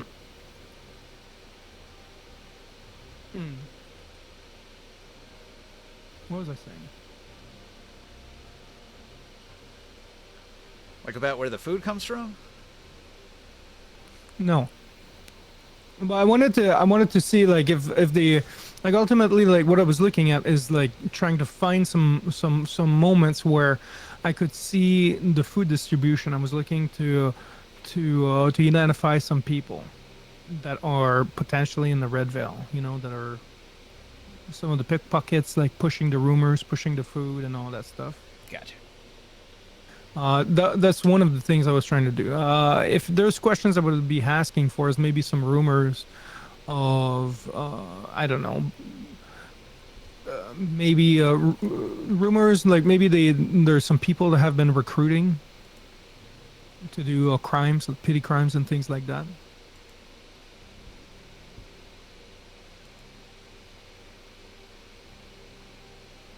And try to see maybe they can pinpoint me to some of the recruiters. All right. You meet a scoundrel. He says, "I'm a Marham man. He makes sure we get fed, right, boys? Hurrah!" And everybody in the inn, they all give a cheer, and they're drinking. So this scoundrel is a bit of a drunk, but he seems friendly enough. And he's heard a lot about what you've been doing in town. He tells you he had a sick grandma, and your people helped her out. Oh, did we? Well, maybe I can buy you another drink. His name is Fingon, and he will accept another drink. What do you like to drink? What's your favorite? That Tyrian wine. I'll get a bottle of it. All right. Probably Costs expensive. 2 silver, I think. I'll pay it. And then I'll pay a round of booze to everybody else in the place. All right. And, So is there a bard in the town in the place? Yeah, of course. There's people playing music all the time here. I'll give them 2 silver to the group to be loud and to play to get everybody to have fun. All right. So the place is jamming. The music is loud. There's singing. It's boisterous. Some women are dancing. So this drunken scoundrel named Fingon, Nice job.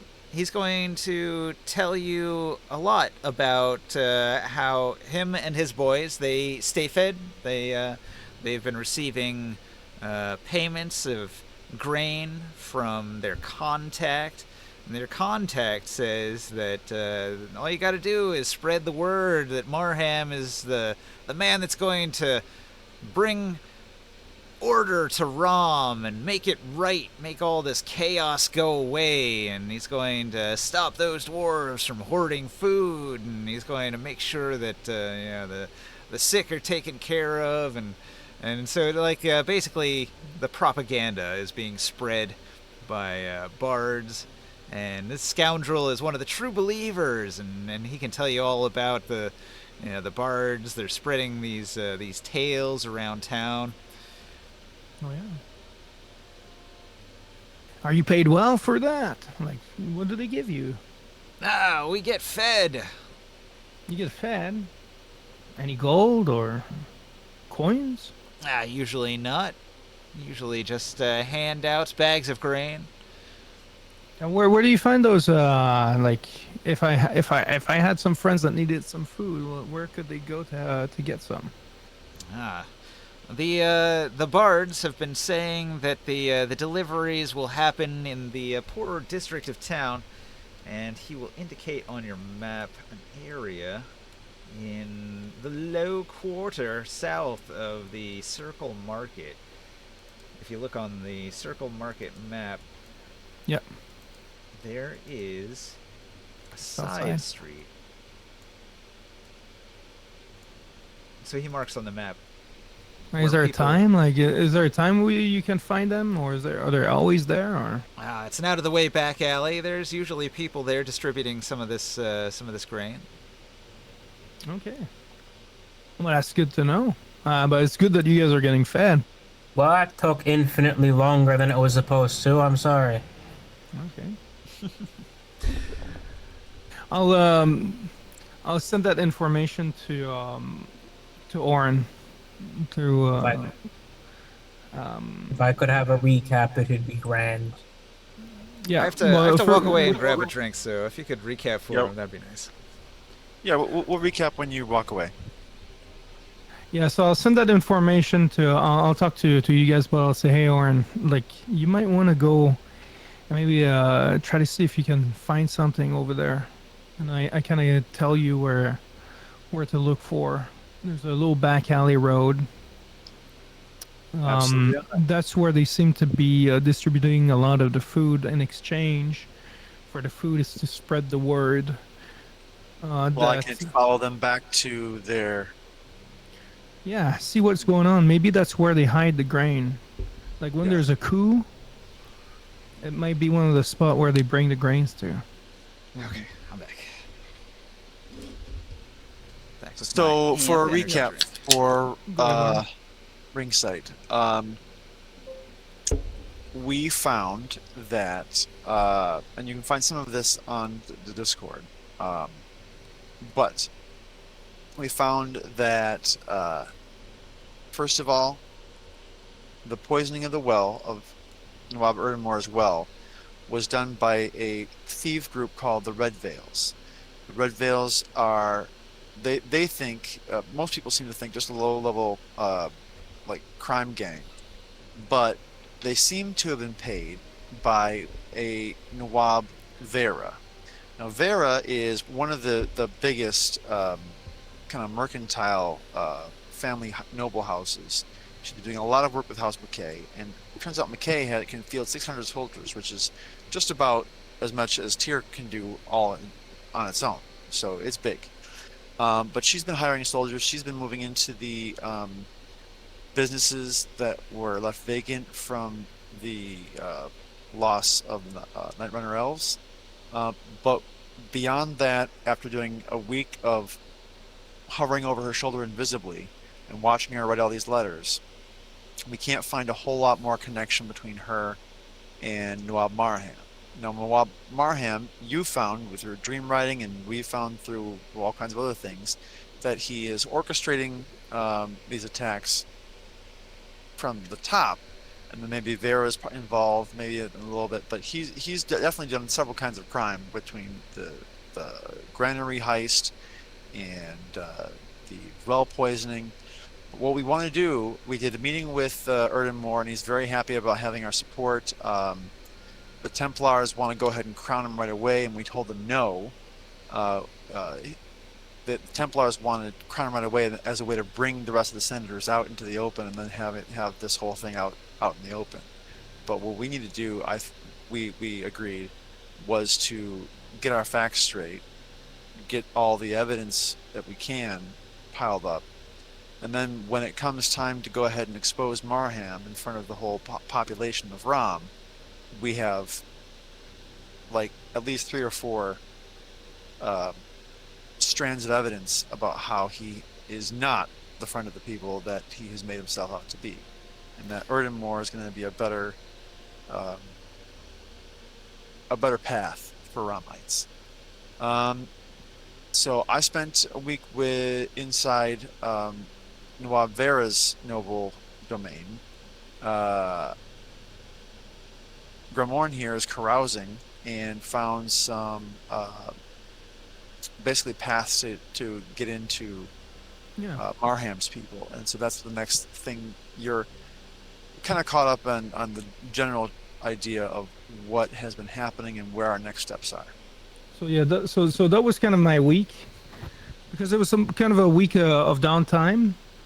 So my thing is I was healing and trying to help more of the people in the lower quarter again, and then get some information and do a little bit of carousing and try to find some of the suspected like people. Now we just figured out that where the word is being spread from, where they're picking up the rumors and everything, is from a little back alley somewhere in the town, where they're distributing the grain, and in exchange for the grain is spread the word. So we have a couple options, I think, with that. We can find some of the people, interrogate them, but we can also maybe sabotage things for them there, and maybe expose them or cut them from being able to spread the word by doing it. I don't know exactly, but also Taro and Long, you guys, like, you also had stuff you could do during the week, so you might want to bring it up to Ninja if you have any ideas. Yeah, we're doing a week of downtime, so there are a bunch of downtime activities that you can do. They're in Xanathar's guide. Let's see, there's carousing is the main one that's probably going to be useful. Oren did a crime check where he made 3 rolls to sneak into Vera Manor. There's crafting, there's gambling, pit fighting, relaxation, religious service, research. There's a lot of different things that you can do during a downtime. So what's your week of downtime going to be spent doing?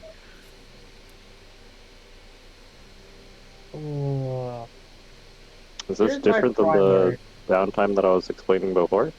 It's sort of a continuation. I was going to do you next for the actual carousing roll, but... So, same question I'm posing to Taro, actually, since you're, like, next on my list. So, Morg, I assume you're hanging out with the elven druid, and she did tell you she'll stay here in town, working on the soil quality. But roll a charisma persuasion check to see if you find a new allied contact during the week of downtime. Unless you want to do something else. That's optional. Okay, I'll do that. Charisma.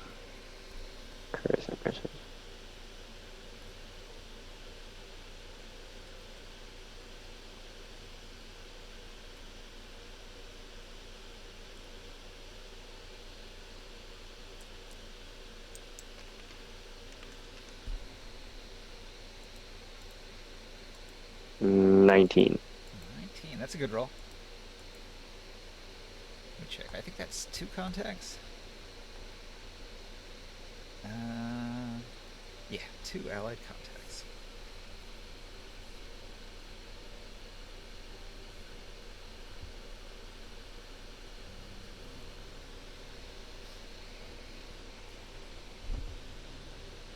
Okay.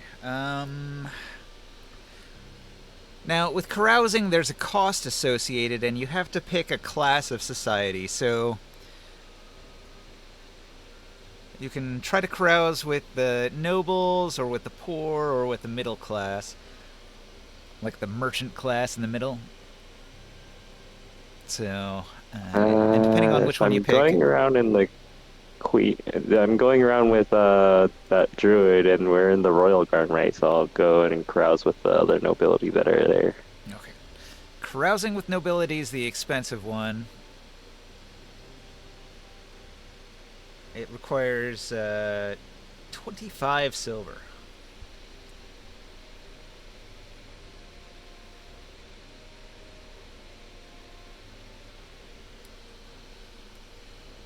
Okay.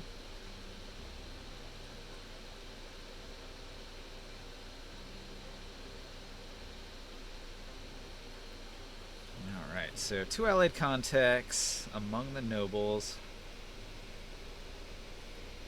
Now, they can be nobles, or they could be somebody else that is in, like, the upper crust of society. If you have a different idea, let me know. I'm just going to say nobles in my notes for now. I'm gonna try to have them be like the other senators or people that were trying to get the political power to support the dwarf. So you're trying to hang out with Nawabs who support Erdenmore. Yeah.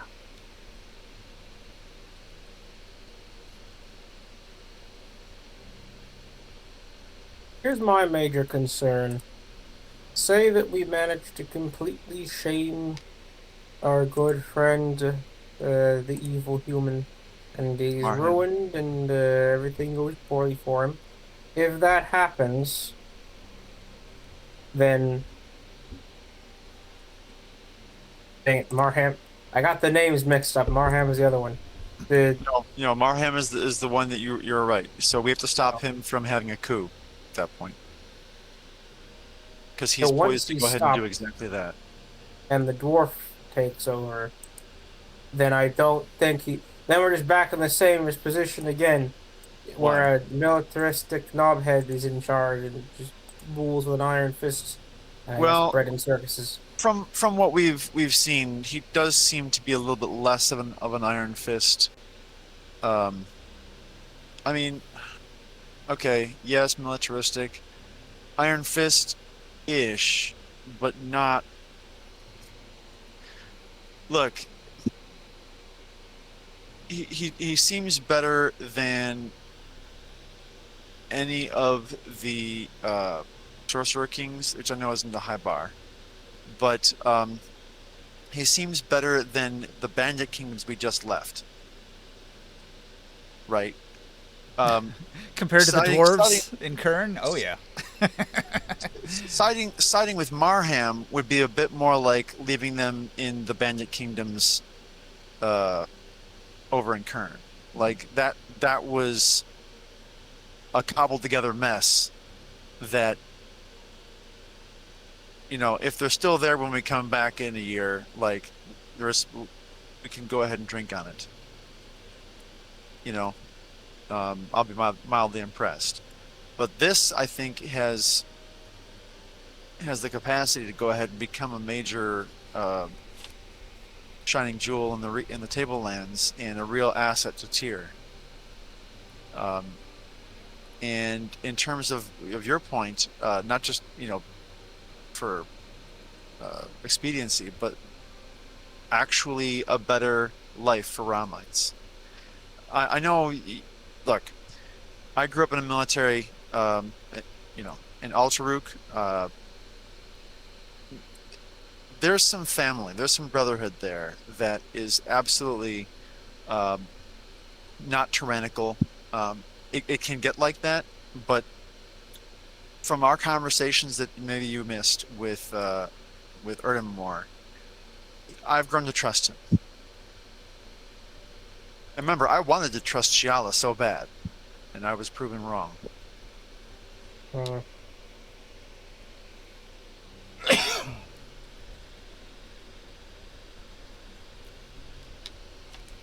right, Morg. All right, so Theon Vera is a young cousin of Nawab Vera. And Zabulba is a noble who is a supporter of Erdenmore. A big fan of the arena. Those are your two contacts. Can you put them in the Discord chat? Okay, so we got Theon Vera, young noble cousin of Nawab Vera. And we got Zabulba, supporter of Erdmore for King. Also a Nawab. Okay. Those are your two Nawab contacts. The Bulba. Oh my goodness, I love it. Can you dig it? Dig Dug. Maybe with a shovel. Does he like the races? No. He's here for the blood sport. But you guys know what I'm talking about, right? Star Wars. Who was I Zabulba did in not- Star Wars? Sebulba was the antagonist racer against Anakin in the first movie, Why am I thinking Poodoo? Episode 1, Star Wars. Zabulba was his name, huh? I totally Yeah. forgot that. And he was a Doug. That was the race. He was a Doug. Gotcha. Okay. And Poodoo Anyway. was just that animal shit that they stepped in. Oh, I don't mind it. I don't mind it. That's good. I love it.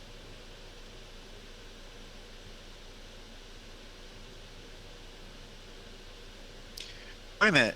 Oh, Theon Vera is the one in House McKay. Right? Yeah. Vera is the one that is working with House McKay. But so the young cousin is working in House McKay. Yeah. So this Okay, is so a it's family affair, relative, too. a relative of that Nawab. Uh, So maybe they can tell you Nepotism. something about her or contact her in some way. Sure.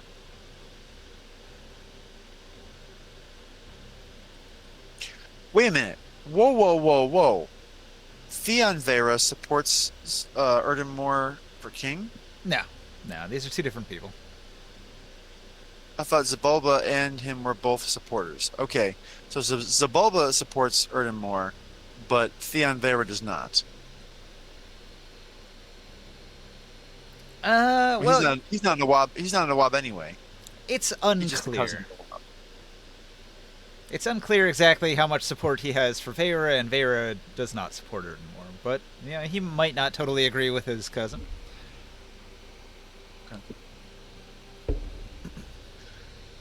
But it doesn't matter. He doesn't get a vote anyway because he's not a senator. He's not a Nawab, right? No, Or does he? he has inside information because he's in the royal family. Coming from the upper crust, you can get information out of these NPCs that you couldn't get from others.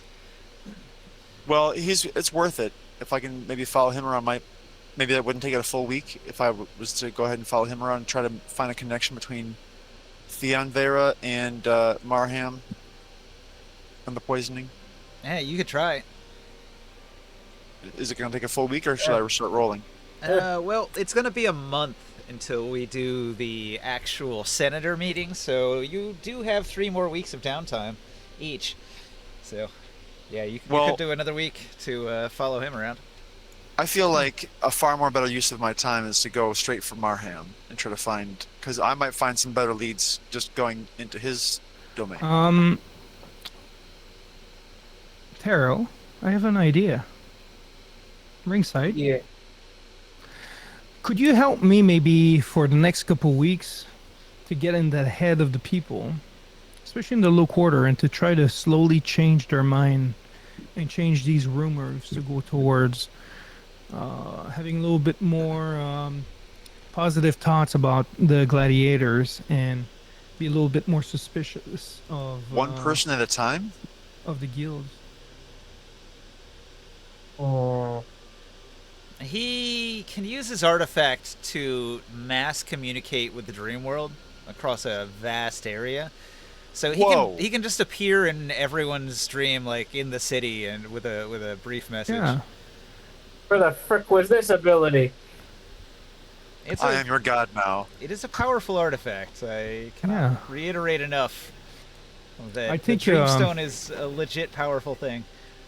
I think like with the conversation that we had at the arena earlier, Oren, like we need to be also be able to get the people to have confidence in them, because even if they call themselves king and everything, we don't want to have riots and everything from people being revolted. I kind of predict that anyway, yeah. Yeah, but if we can get into their mind and start like trying to make them understand like that the crimes are actually due to, we can pin that directly on the bad guys. You know, we have caught the criminals. We know about the guild. We know about the Red Veil. You should know about it. You should understand that they have been influencing you to believe into their lies. You know, Yeah. and that might help us at the end, cause some doubt, and see that and show them that there is a better future too for Ram than being victims of these senators. So, Taro, Ringsight spends the week in the dream, communing with the Dreamstone. This powerful artifact, this small black uncut jewel with a dark light glowing in the middle, it radiates a strong magic, and while holding the stone, you're able to enter the dream world. So your body passes out, but your mind expands outward. And that's power 1, enter the dream. Power 2 is the dreaming aura, which is a massive radius with a fall off as it gets further away from the stone.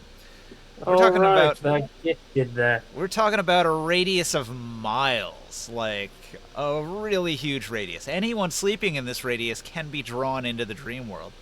And then power 3 is called Palantir. The orb allows telepathic communication with a very large number of creatures in the radius. So using all 3 powers consecutively allows you to mass message everyone in the radius.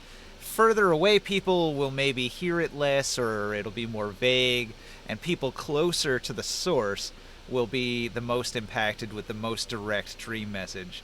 But it can affect a huge number of people. Okay. Question.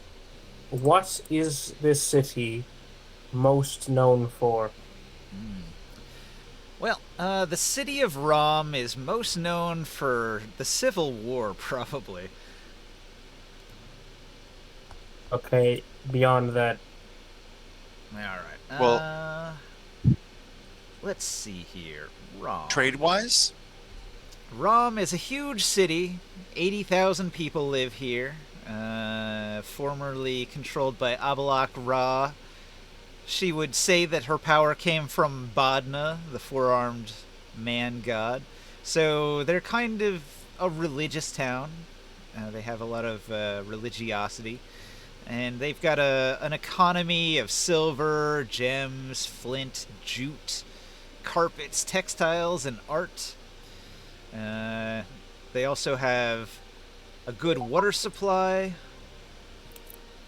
And What is their biggest, current fear besides the political ones?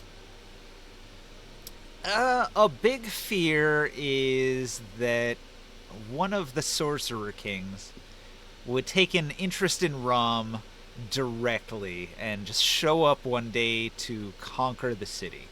If that were to happen, people fear that, the people that are in charge now, infighting amongst each other, would not be able to fend off a hostile takeover from Draj or Uric.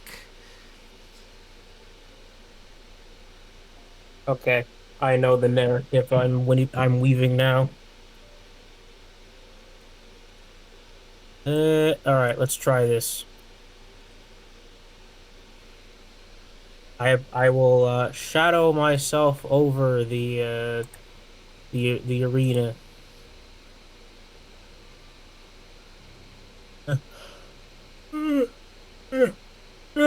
And then okay, so I'll concentrate my influence in the arena first. Okay, I got a big image to weave over it.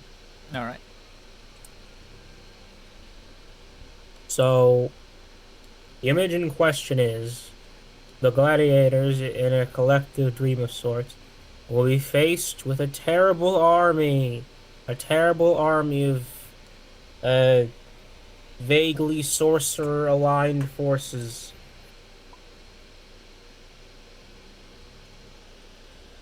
Okay, And they let me want to make a note. destroy the city, and they're all, I don't know, cackling like evil bastards. Which city? This specific city, Rom. No, no, no. Uric or Dredge? Which one? Oh. Uh, Because this it's is a very Sorcerer King. different kind of fear depending on which one shows up. I'm gonna go with Uric. It seems simpler. Alright, so with Uric, the fear is more about conquest. Hamanu is a mighty warlord and conqueror, and if he shows up, he's going to show up fighting mad and kick down the gates of the city and destroy anybody who stands against him. So that's more of like a direct fear of physical violence, as opposed to Drudge, which is more a fear of being enslaved. Hmm. Yeah, I think Drudge is a bit more fear-inducing. Yeah, you But know what, Drudge is easier to repel than Uric is, probably. can I just do both? Yeah, you could just make it general that, one sorcerer king or another, unspecific. Yeah.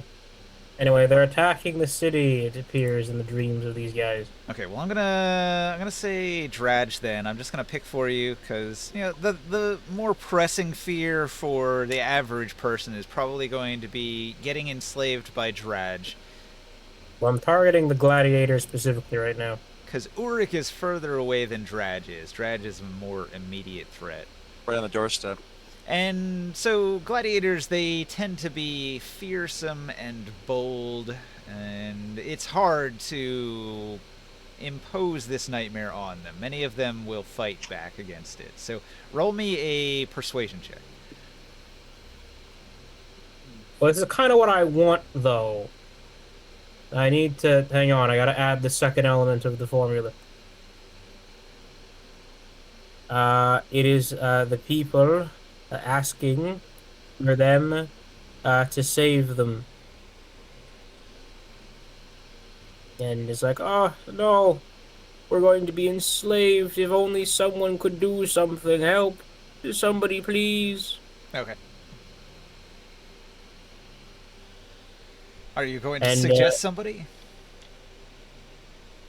the gladiators collectively. Okay. Like so a whisper on the wind, I'm like, you must rise up to defend this city from those who would try to conquer it. Whisper, whisper, reverse Palpatine.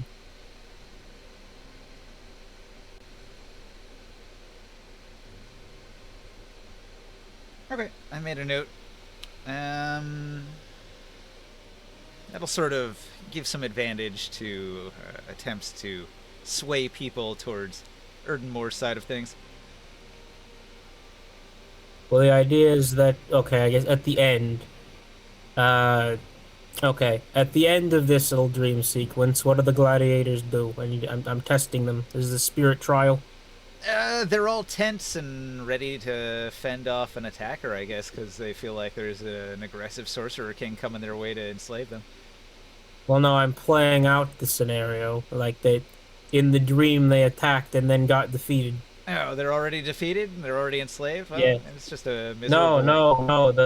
The forces of the sorcerer got enslaved because the gladiators stopped it. Here's the narrative I'm trying to create right now, okay? Oh no, the evil forces of slavery and the people are helpless. Who will save them? The gladiators, that's who. But be careful now, gladiators. You don't want to turn to the dark side and become what you sought to destroy. Alright. Fair enough. Okay, so you're pushing this dream on people night after night for a week. And it will start to sink in and affect people in their day-to-day lives a little bit. I'll probably do some variation. Don't want it to get stale. Yeah. Yeah. And you can't Different have channel. the Yeah. same arch villain happening every time. You know, it's Power Rangers. You gotta switch things up. After 10,000 years, I'm free. Yeah, yeah, yeah. Time to conquer Earth. Because I have nothing better to do.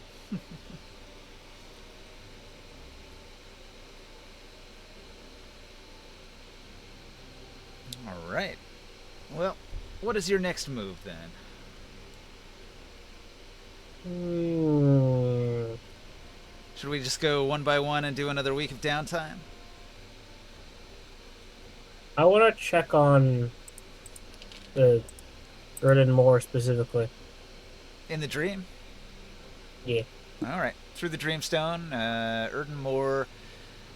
He's gonna have troubled dreams where his people keep coming to him with problems. Poisoned well, attacks on the trade route, you know. If it's not one thing, it's another. And just a constant headache, and he's pressed by the concerns of so many people. Hmm. I'm going to appear as a Hang on. I should have a shadowy figure token that I can use the situation. If that's not a vote of confidence, I don't know what is. Heavy as the crown. No, I guess it'd be the opposite of a shadowy figure because I got all this holy power running around. It'd be a figure with too much light, so you can't figure out what they look like. Backlit, God rays. Yeah, yeah, yeah, that stuff. I Love it. disappear behind. It's like, how is the burden of leadership, my child? Yeah, Erden Hey, Moore is yeah, confident, so he's going to, he's going to express confidence that he can't be beaten. Hmm. Well, this all goes as I have foreseen. I know what causes the river to turn ill What's a and the river? people's distress. The well to turn ill and the people's distress. Boy, if these people saw a river, they would just shit bricks. Yeah, no kidding. That's true, yeah. I'll be back in a minute. Okay. All right. Need something to drink. Yeah. Yep. Don't Ninja. don't don't measure minutes in my time. What's up? Does Erdenmore also do forms of charity and help out the poor people, or not at all? The closest thing to charity that Erden Moore might do is having, like, poor seating. Yes, Horse yeah, I was eating? trying to get him to do more than that, but I don't know. So the arena, it's got seating for the rich and it's got seating for the poor. And he doesn't necessarily charge any money for poor people to go to the poor seating. Oh, it's free. Yeah. However, Okay. there's a lot of gambling, and he makes his money on the betting. It tastes like gamble. So, as the arena master, he's getting a cut of all of the transactions, the betting on who's going to win if it's done officially. You're gonna need to talk to him about how he plans on helping the poor people of the city. Indeed. Anyway, I told him what's going on. I tell him it's the work of that darn gosh darn, I messed up the word again in my head. Marham. More ham. Marham, thank you. He has more ham, It's not the less work ham. of that. It's all the work of that dastardly Marham, and I'll whisper the secrets of the plot. That sneaky schemer, him. Yeah, he was probably already going to have dreams about Marham's plots against him after he's been informed. You were AFK during it, but there was a meeting between the party and Erdenmore, Red Rena, and Kazik in the back rooms of the grand viewing gallery of the arena. So you were there in spirit.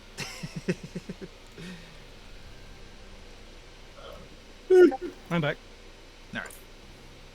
All right. So I'm gonna pose a question to his dream self. Yeah. I have a scheme. A bit of a scheme. When you finally defeated him, what will you do with this city? Rule it.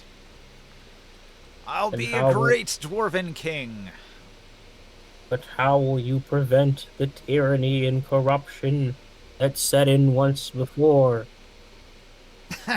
I'm no sorcerer king. Yes, but you'll use his minions, and I'll point to the Templars. Ah. I have no Wow. tongue for politics. I don't have What? the silver tongue that these Templars do. He handles a lot of the day-to-day administrative work while dealing with the Nawabs. Who does? Kazik. Kazik Who's is Kazik again? the High Templar of Rom. Oh. So Can you Kazik trust has positioned himself like as the man behind the throne, and he has knowledge of the previous administration, which he can provide to make sure the city continues to run smoothly after the transition of power.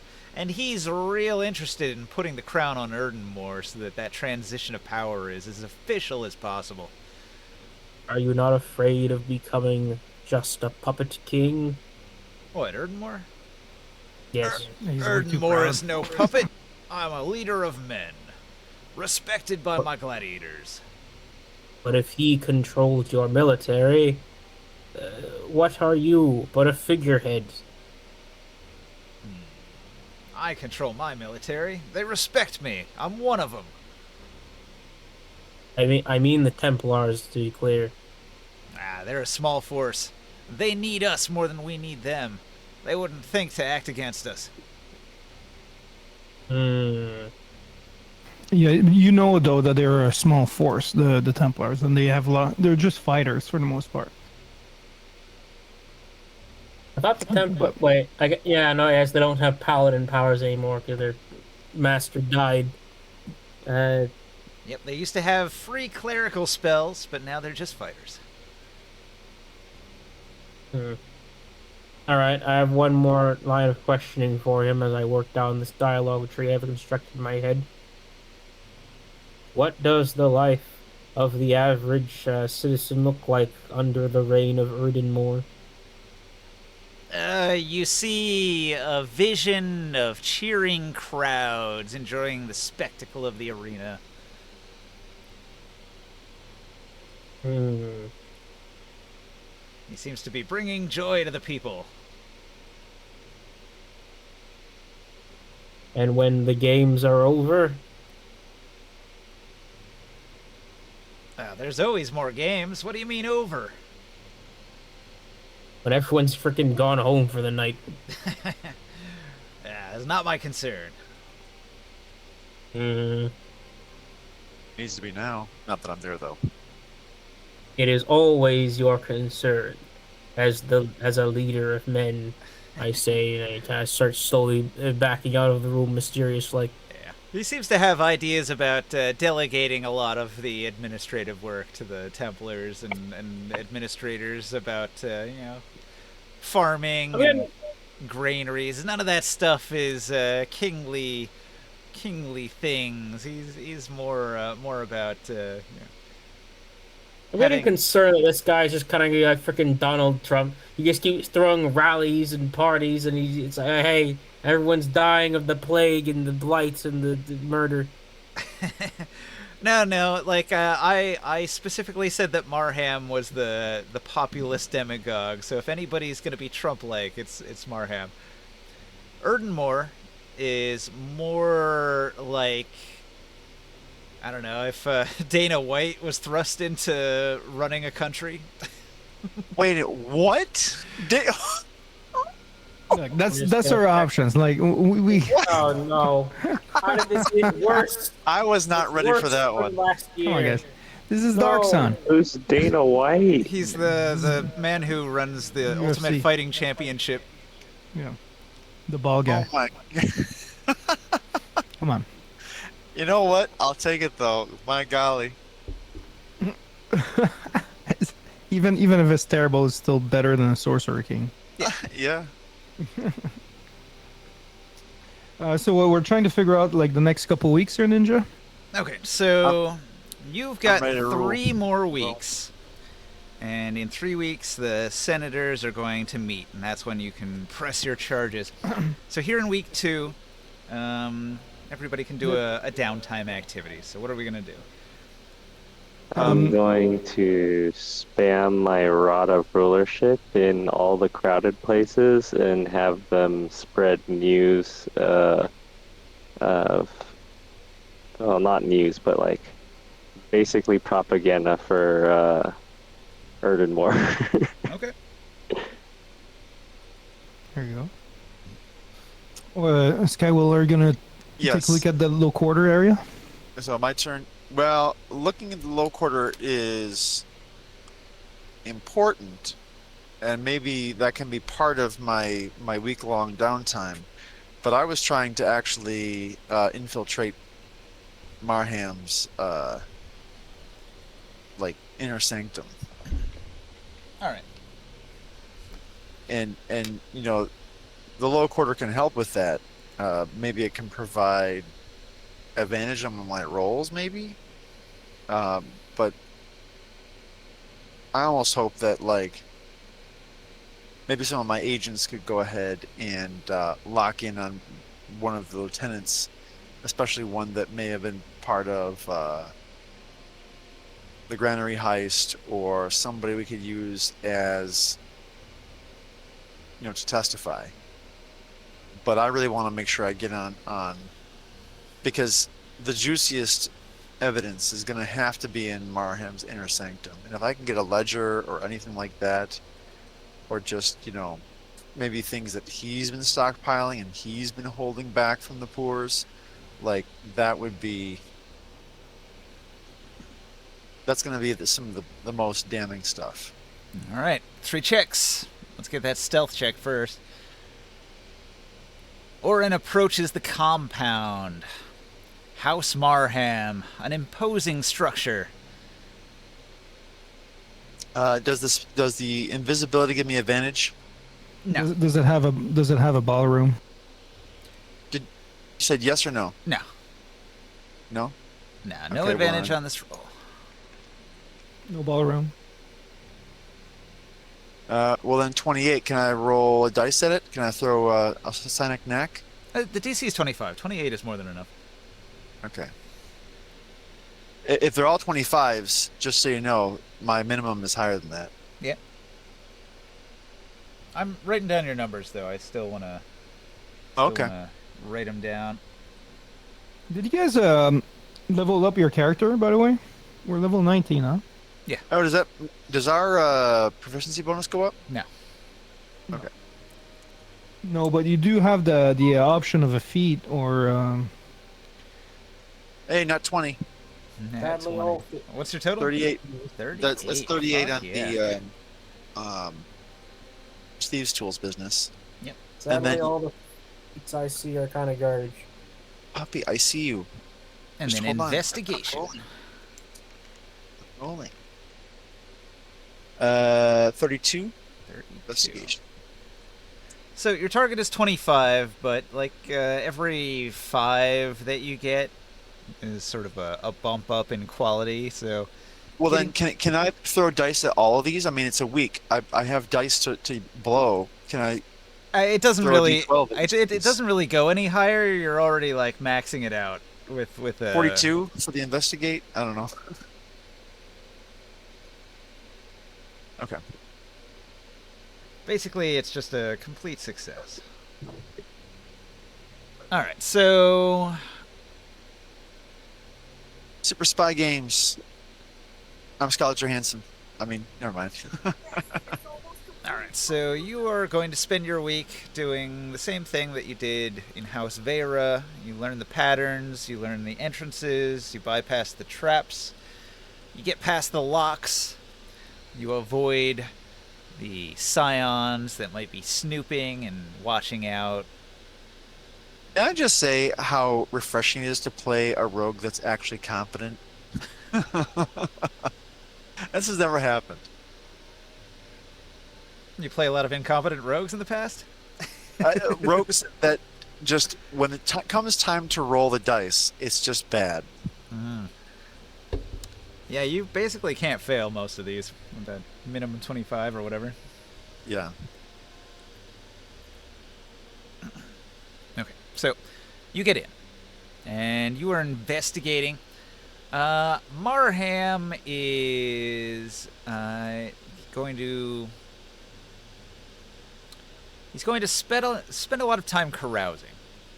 As a populist, he is almost always meeting with people. So he has a luxurious meeting hall where his seating is bigger than everybody else's, and it makes him look imposing so that the people that are meeting him have to sort of look up at him and ask their questions and beg for his support on different things. Larger than life figure.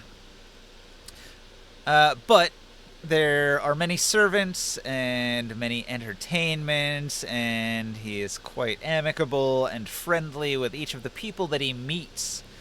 You will notice throughout the week that the people that he talked to, the people that he has these talks with, they all come away feeling as if he is going to fully support them. Even when there are conflicts, like maybe he makes the same promise to multiple people, where all of them are going to leave thinking that they're going to get what they want if they throw their support behind him. But you can tell, because you've been here watching all week, that he is finessing all of them. He is making a lot of big promises, and each of them has been convinced that they're going to get something when he takes the throne. But not all of them can get everything that they want. He's going to have to pick favorites after the fact and stab some people in the back. But he hasn't revealed any of that to any of them. But this is something that you're going to pick up. Well, that's actually something that could be useful in a Senate hearing, because I'm going to try and figure out who those people are, maybe listen on what their names might be, and if I've got a maybe a psi crystal, I can go ahead and write this down or note this down, or actually I can write. Never mind. The point is that I'm going to write down these people's names and follow up on them and on what they were promised, and then get ready to point that out. Okay. Like during the senatorial Yes. meeting, you could expose that he's been promising the same thing to multiple senators. Yeah. Okay, so you make notes of all of their names. I don't have actual names. That's fine. I don't need that. The point is that this is huge for engendering support against Marham. But you can tell that he's real slick and charismatic. He is finessing all of them, and every one of them leaves his office feeling as if they've won something, that they're going to come out ahead. And soon they will feel betrayed. But it would be far too late by the time he's king for them to do anything about it. Right. Well, accept all the things you can do, and you're still a powerful figure. These are sort of like lesser Nawabs. So here in Rom, the named Nawabs are the main ones, and there are dozens of lesser Nawabs. But the lesser Minor Nawabs, houses. they're minor houses, and all of them, they couldn't stand on their own, so they all have to throw in with one of the major houses. So these are like Marham's lesser house supporters that are meeting with him to plan their side of the civil war against the other side. Now hold up. What you just said. There's people in this room planning civil war Like, Politically. mm, So we're okay. not talking any military plans. This is all politics and politicians and nobles talking to each other about noble deals and city administration and where the palms are going to be greased if Marham is put in charge, how he's going to be able to pay off all of his allies that helped him get the throne. And so everybody thinks that they're going to profit huge off the change of power in Rom. Okay, I guess the last thing I would like to ask is, so there's no ledgers. Like, he just does everything verbally with his people, right? Yeah, it's mostly just what's that called? Like a verbal contract, Sure. shaking hands, But things like that. even the verbal contracts have been used. That's a pretty crucial key thing here. Yeah, you never saw Uh, Marham write anything. He might not even be literate. I was kind of thinking. I mean, this is Athos, so I was kind of thinking that. Um, What? Isn't he supposed to be like a noble? Or I thought all the nobles are he's a man of the learned. people. He's regular Joe turned bigwig. So anyway, I think I can walk away with this from this week satisfied. I mean, I almost think we all just with that we might be ready to go ahead and do the coronation if we really wanted to. But maybe share that information with most definitely, yes. So with Erden Mar, not yet. Um, because he might be able himself to offer some counter deals with those same people. well, okay, yes. By his Um, own admission, Erdenmore said he has no head for politics. He might not be that good at what you just suggested. Yeah. Well, even if he's not, if we, the more people have a secret, the more chances it's going to be a problem. But it might be worthwhile for us to go ahead and tip the hat. No, never mind. I don't want to do this. I don't want to reveal it until it's out in front of everybody. Mhm. We don't want to tip off the people we just heard that they've been promised and aren't gonna, because then that's gonna give a chance for Marham to go ahead and make it right. He'll have a chance to go ahead and fix things. So we want this to be an admission that's in front of everybody. Okay. Yeah, never mind.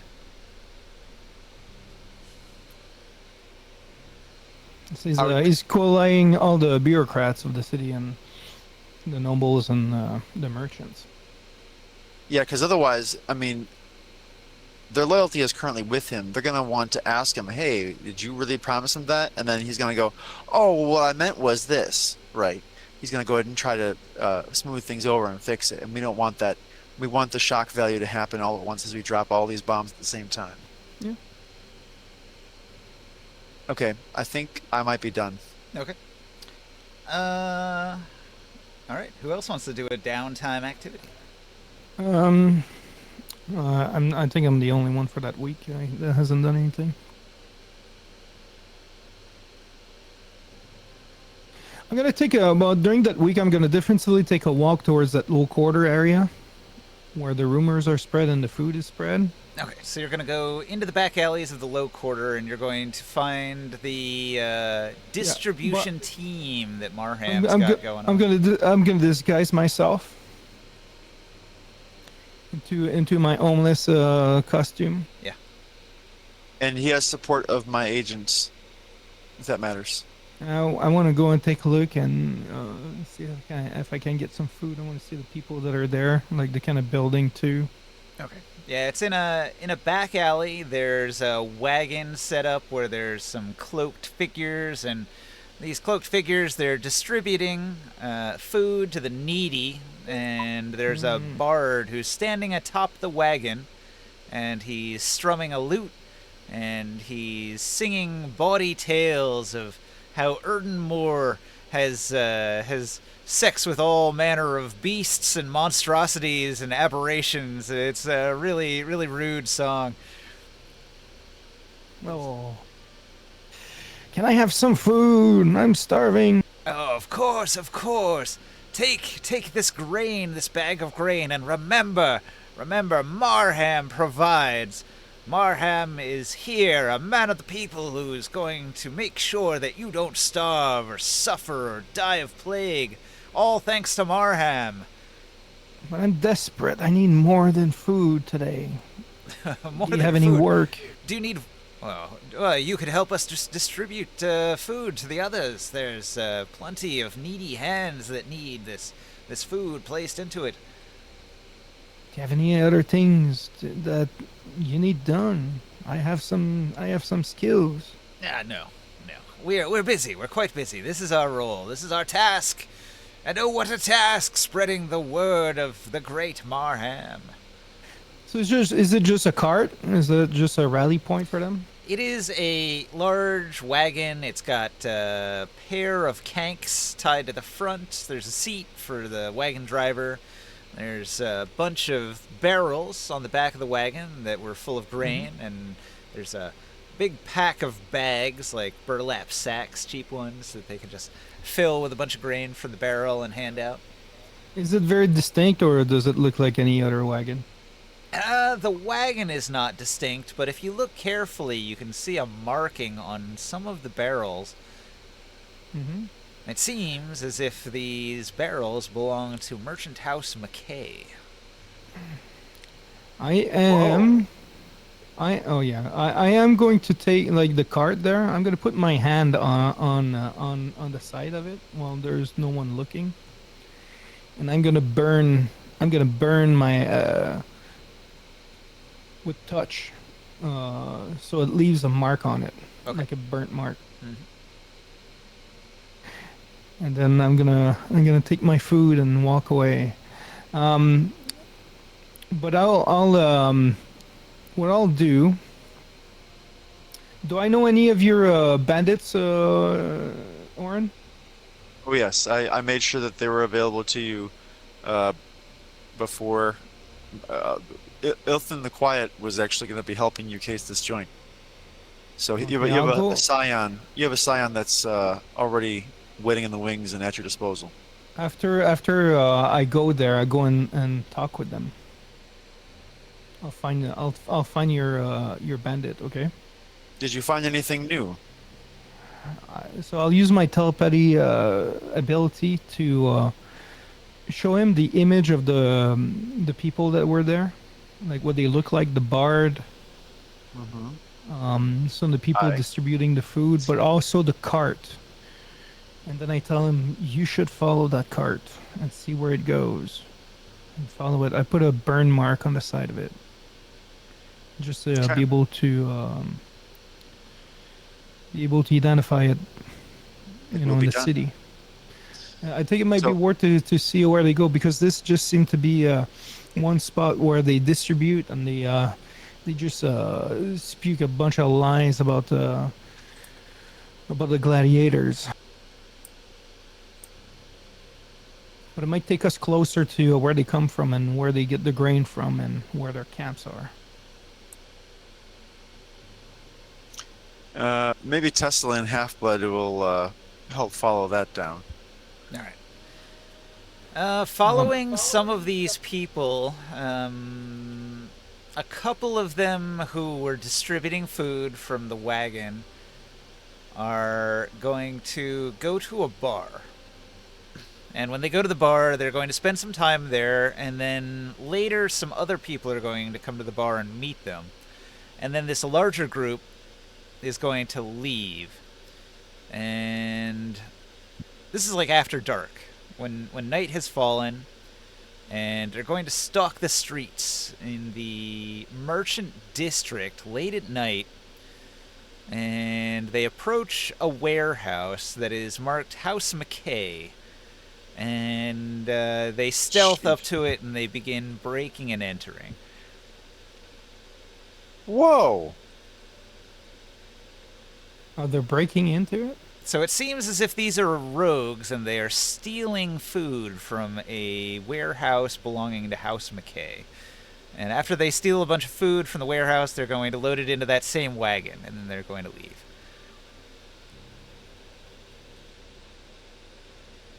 Um, I don't know if I'm available to get out from where I'm at, but and I don't know what else I would do actually. That's just huge. So these Am are I saying Marham's that? agents that you just followed, saw them go in and steal from Mouse McKay. Well, House And McKay has access to all of the food that comes into the city, so if you're going to steal any of the food coming into the city and then hand it out in order to win it's favor, gonna be it's it's gonna gonna be have from House to McKay. it's gonna have to come from the merchant caravans entering the city, and that's where it's coming from. So the Granary Master was also, if not House McKay, basically like so close with them that it might as well be that way, huh? They're all in a loop, and then they can blame that on the gladiators. Well, but here's the thing, like what's so crazy to me is does Vera and the people from House McKay, do they know that Marham's stealing from them? Or like is that all intentional? So she's hiring more mercenaries to stop the thefts, and yet they have No, and she's yet not. she did the She's Red doing her Veil. own thing. She's doing her own crimes. No. She's doing her own but supposedly she helped orchestrate the gladiator poisoning of the well, which was exactly what Marham wanted. I mean, we found that from the dream writing that Marham directly made the Yeah. he was responsible for the poisoning to happen. Yeah. So they're working together. They extended the market extended when we got rid of the shadow guys. Yeah, Night Runners. Mm-hmm. So does Vera know that Marham is taking from her? I'm not sure. Maybe she does. Well, it's not technically from her; it's from House McKay. She's just allies with House McKay. Yeah. True. Who are Okay. these other dudes that meet the bandits at the bar? Well, they all seem to be thieves. They went out and they did a caper that night. Okay. So maybe what's the next step then? Okay, so basically you have discovered some of the Marham Thieves Guild. These are operatives within his organization. Yep.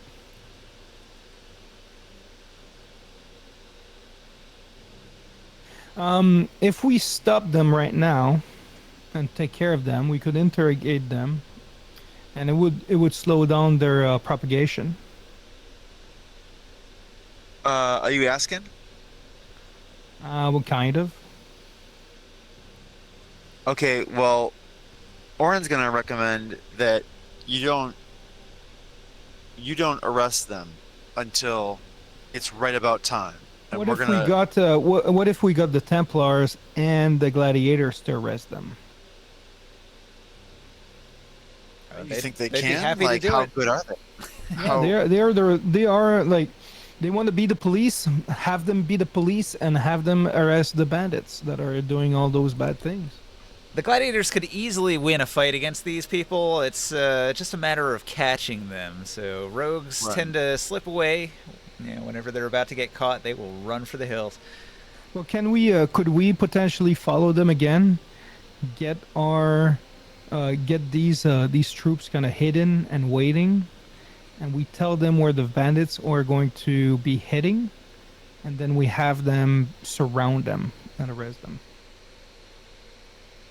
Kind of you know kind of a surprise so they don't expect it, because so far there's no one really in their way. They've been like doing this for as long as we know, you know. Mhm. They're not necessarily going to suspect anything is happening.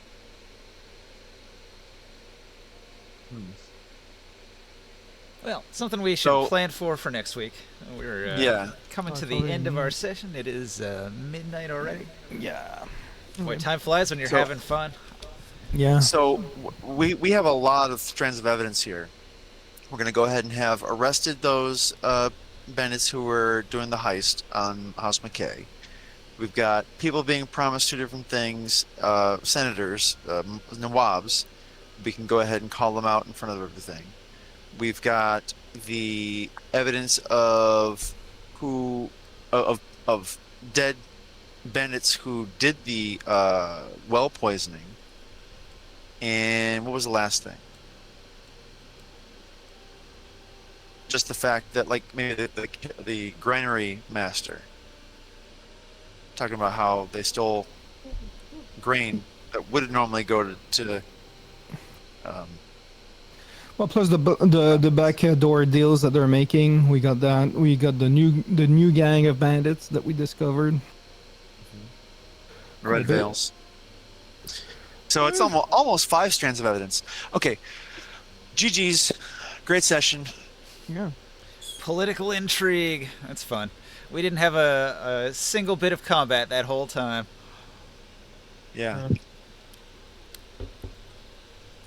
Next week we might have a little bit. We can assist those. We can assist those gladiators with those bandits as well.